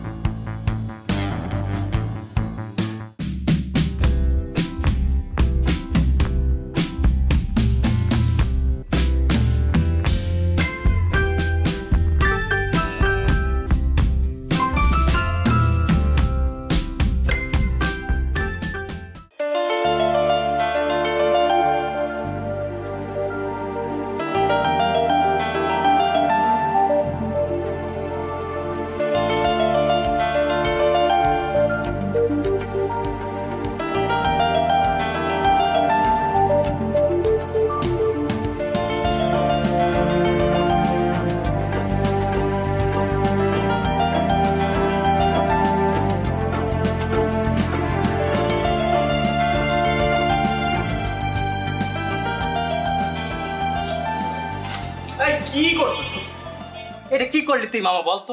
শেষ পর্যন্ত ওই হাবলু মামার কাছে। সরি বলছি তো, মিস্টেক হয়েছে। আর এটা খেলা না, খেলাতে হার জিত থাকি। এই কথা তুই বলতেছিস? 3 বারের চ্যাম্পিয়ন নিলয় বলতেছে এই কথা, শেষ পর্যন্ত খেলায় হার জিত থাকেই। হ্যাঁ বলতেছি, এবার হয় না আগামীবার হইব। আর শোন, আমাদের না বয়স বেশি হয়ে গেছে, ঠিক আছে? এখন এটা জুনিয়রদের করা কাম, আমরা অনেক সিনিয়র হয়ে গেছি। এই দাঁড়া জুনিয়র? হ্যাঁ, কোন অ্যাঙ্গেল ওই হাবলু মামার তো জুনিয়র মনে হইলো কত দেখি? এই কথা শোনার পরে ওই হাবলু মামা সানফ্লাওয়ার তেল মাইরা ঠিক ঠিক করে হাসবো। তুই এমন একটা কাজ করছিস মামা, এলাকায় মুখ দেখানোর মতো অবস্থা থাকবো না। টাকা দিতেছি, একটা কাজ কর, বোরকা কিন না পিন্দা ঘুরতে থাক, ঠিক আছে? এলাকায় আর মুখ দেখাই তুই না। দাঁড়া, আমার মনে হইতেছে কেউ তোর তাবিজ করছে। তুই কখনো তো এই কথা বলার ছেলে না, কি হয়েছে কত? কোনো তাবিজ টাবিজ কিছু না। আর শোন, আনোয়ারের রহিম বাবুর ছেড়ে আনতে পাঠাইছিলাম, কই হয়? ভাই আসসালামু আলাইকুম। ভাই ওয়ালাইকুম আসসালাম। আনোয়ার কই? ভাই পাড়ায় কই জানি গেল গা ভাই? কামটা কি হলো ভাই? কালকে গেম রাইডা গেলেন? যাওয়া হইছে, কাজের কথা আসি। লাইলির পার্টিতে কাচ্চি করে দিব না ভাই, পারুম না, মাফ করে দেন ভাই। আপনার লেগে আমার জানা আছে, রুমাইয়ের লেগে আমি ভাই কাচ্চি বাচ্চি রাখতে পারবো না ভাই। কি কই রহিম ভাই? মাথা ঠান্ডা, মাথা ঠান্ডা। তোমাদের ছাড়া হইব না তো বিষয়টা। এমন কাচ্চি খাওয়াই ফিরবো, মনে করো 7 দিন যাতে কেউ বাথরুম থেকে বাইর না হইতে পারে। বুঝছো না বিষয়টা? পারো না? যাও এবার রেডি করে গিয়া, যাও তাড়াতাড়ি।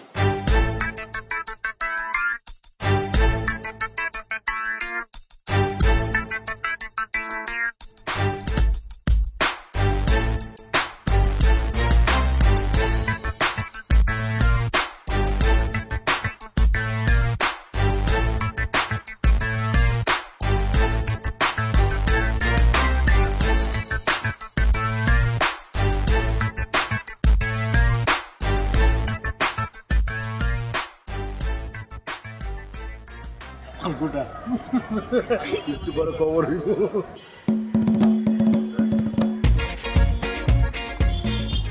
তোমরা আমগুলোকে বইতা। আরে আমরা তো খাবোই, আগে আপ্যায়নটা করে নেই। পুরান ঢাকার ট্রেডিশন তো আপ্যায়ন করা, কি মামা?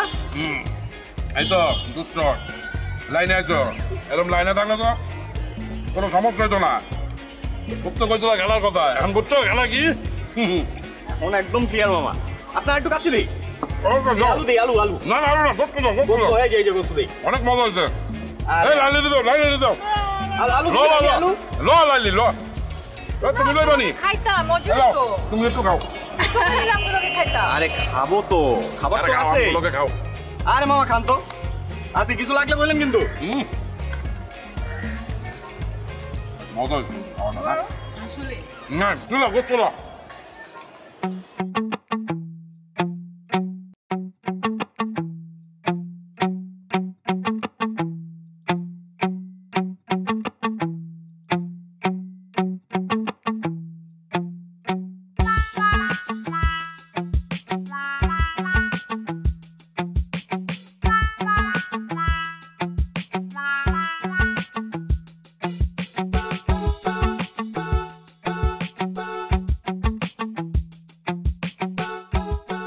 এইবার লইয়া কয়বার হয়েছে?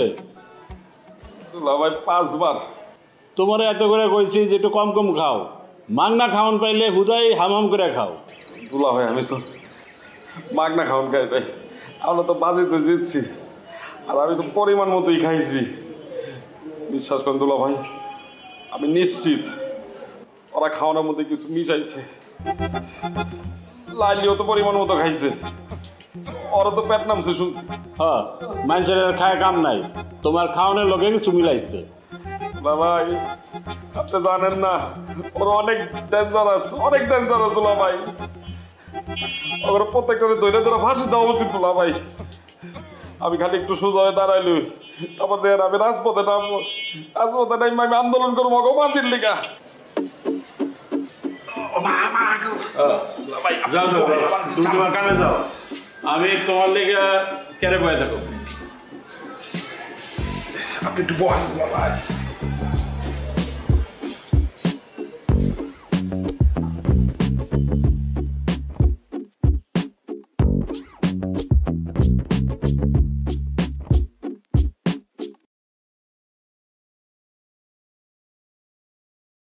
Thì 400 à?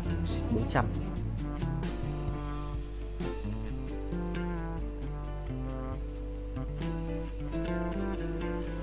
Để kiếm thêm năng lượng này. Somos 700 rồi, rebuff được một lần nữa. Ok. Bây giờ sẽ rebuff thêm 10 anh quay qua kia anh binh. Sẽ là bố của qua kia. Yes. Thua hoài à? Không cội thắng à? Át một thực sự là khó đấy. Sẽ lấy một cái đồ ánh sáng đi. Sẽ là cái cung xanh ánh sáng đi.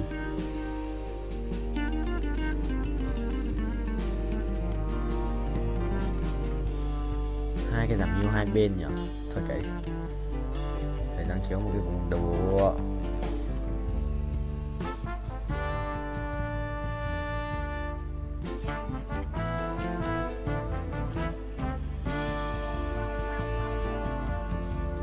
Đấy.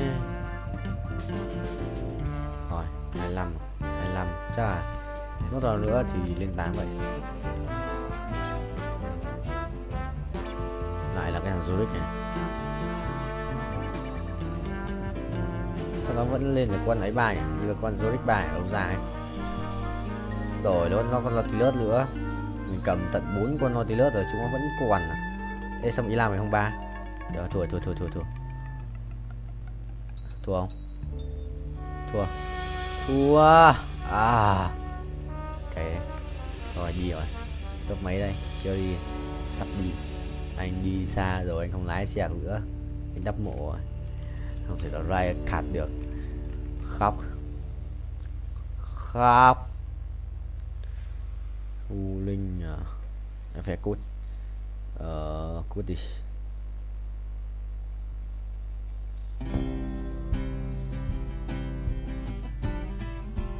Đây đi cho đỡ bị bắn vào đầu. Cày tê tại bị bắn cặp tự.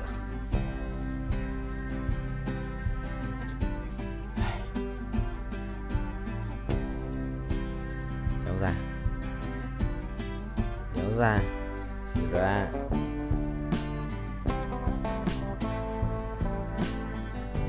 Ui rồi ôi, cặp không may mắn cô Boko 3 nhưng mà ít tiền không sao? Ít tiền.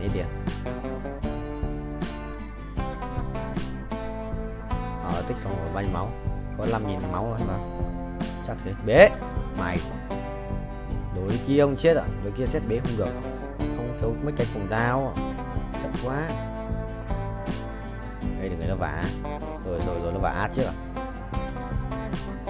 Mày tí thua. Đi chợ nhặt xem một cái cung đi. Sợ nhặt một cái cung đi. Anh cũng sắp không đi rồi, anh sẽ được đi chợ trước. Ai à? Anh nhà thấy chữ đi me thằng Choao. Ai à?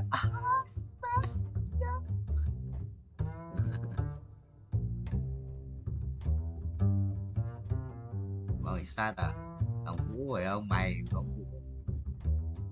Chắc là mày rồi.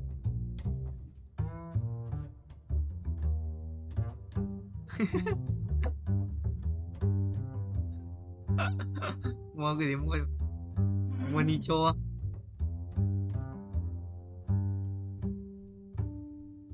Mua Nicho đi quát á. Em mua cái gì? Đi mua đi xong mất chẳng tiền. Từ qua giờ anh thấy nó toàn là thằng này các anh em một trực tiếp rồi. Ông bộ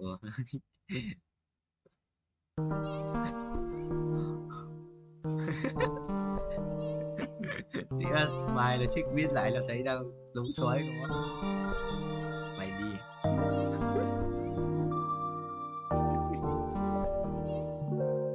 Ra rồi kìa.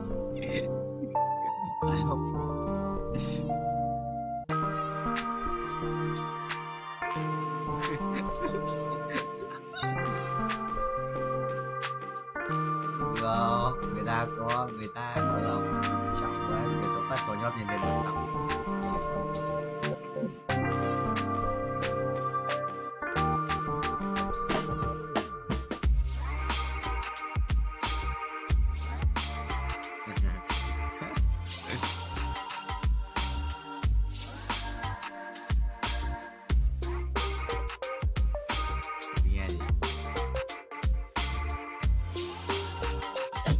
Xong rồi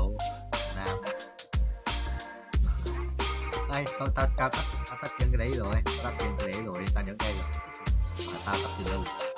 Tao ấn tao nhớ đến nghe gì?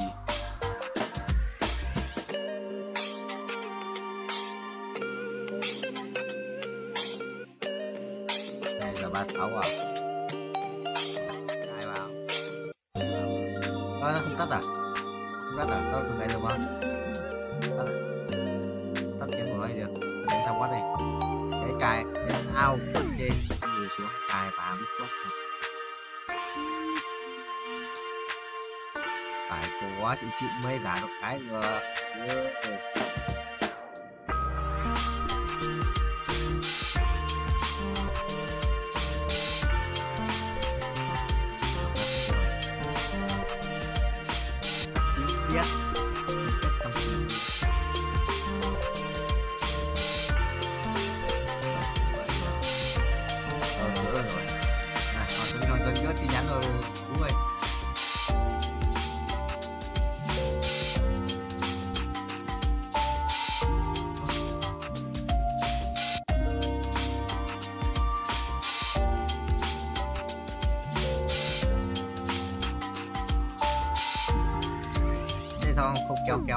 Kéo cái mà tin nhắn mà kéo lên thì tin nhắn rồi tin nhắn là cái đấy nó từng mất luôn này.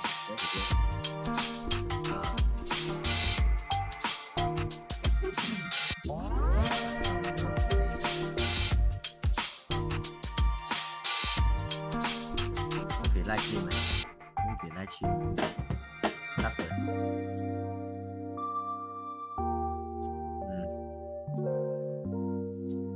Đàn ông lục lôi tay trước này chắc gạo nhưng mà mạnh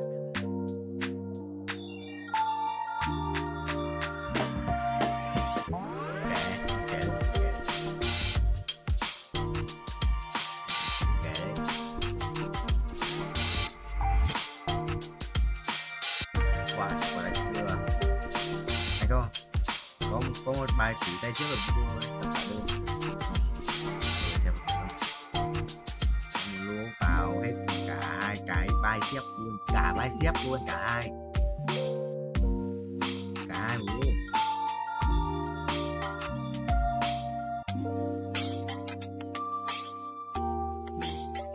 Vào cả hai cái bicep, hai cái bicep luôn.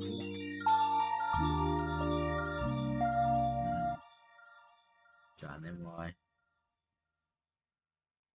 Tập lưng cứ răng một cái máy thôi, hai cái máy kéo ngang kéo dọc xong. Gì kia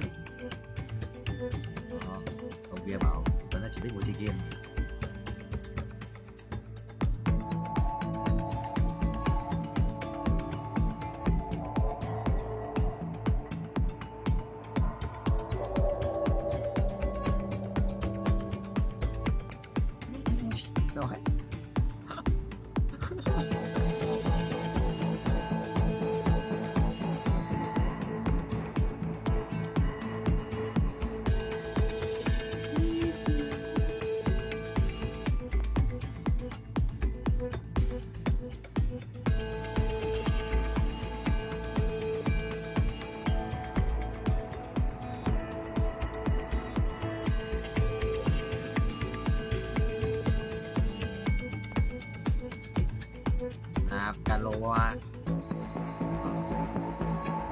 Macaloa ơi, duy trì căn Macaloa. Đâu mày muốn thêm chất gì thì mày phải xem chất các thứ cơ, xem đoán các thứ cơ. Đâu không thì cân đủ calo được.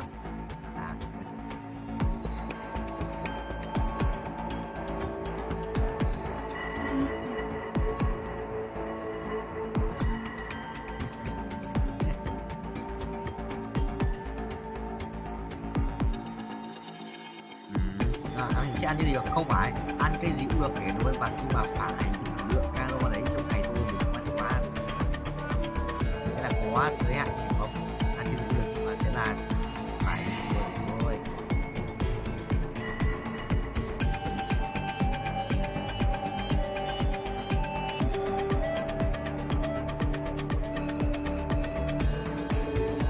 Đây thì người ta của anh, biết vào tuần của anh, biết của anh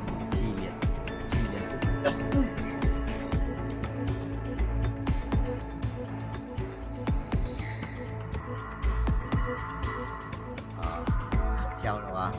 Treo rồi à? Không à? Không.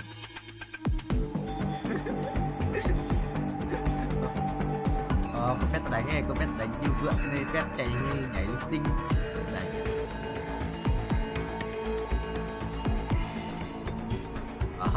Phép nó nhảy thẳng lên.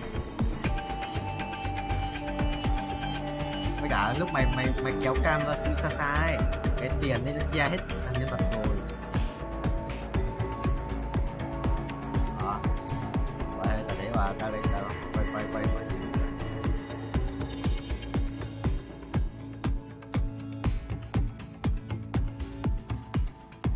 Biết nhưng mà mình sẽ còn tầm một nữa, tao còn một nữa. Cũng sắp xong rồi. 100.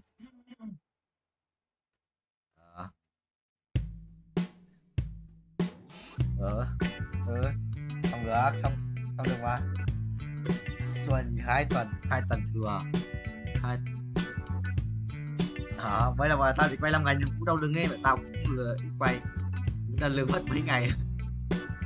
Lâu ngày hôm nay 10 tiếng, hồi trước là thế đấy, kia đợt trước làm mỗi ngày 10 tiếng đấy. Có đợt mà treo cái Autify chứ muốn nói rồi, tao tận Autify.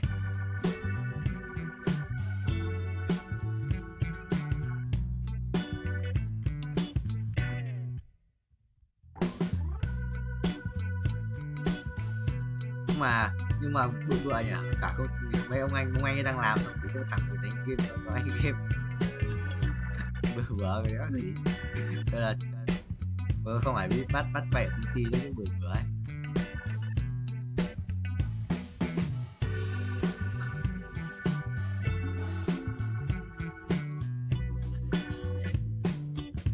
Sao nói gì khổ anh khổ.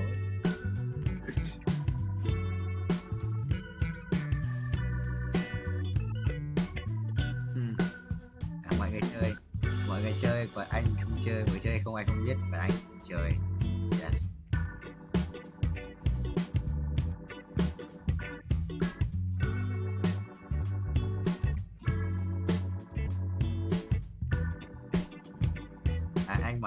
Anh mà phỏng vấn đứa nào hỏi anh thế bảo là để được làm việc của phòng anh đi cướp. Yes.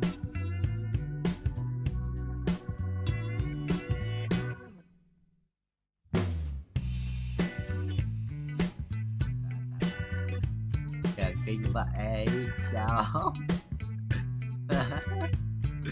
Tôi muốn cục vô. Đây lại của tôi nhất xong rồi xả luôn. Tôi đánh này.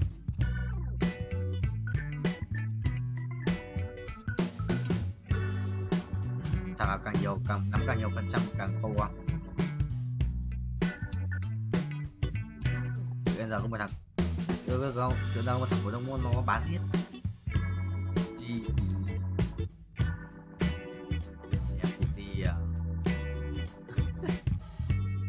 chú Hoàng làm tiếng thôi. Đồ cái này đấy rồi làm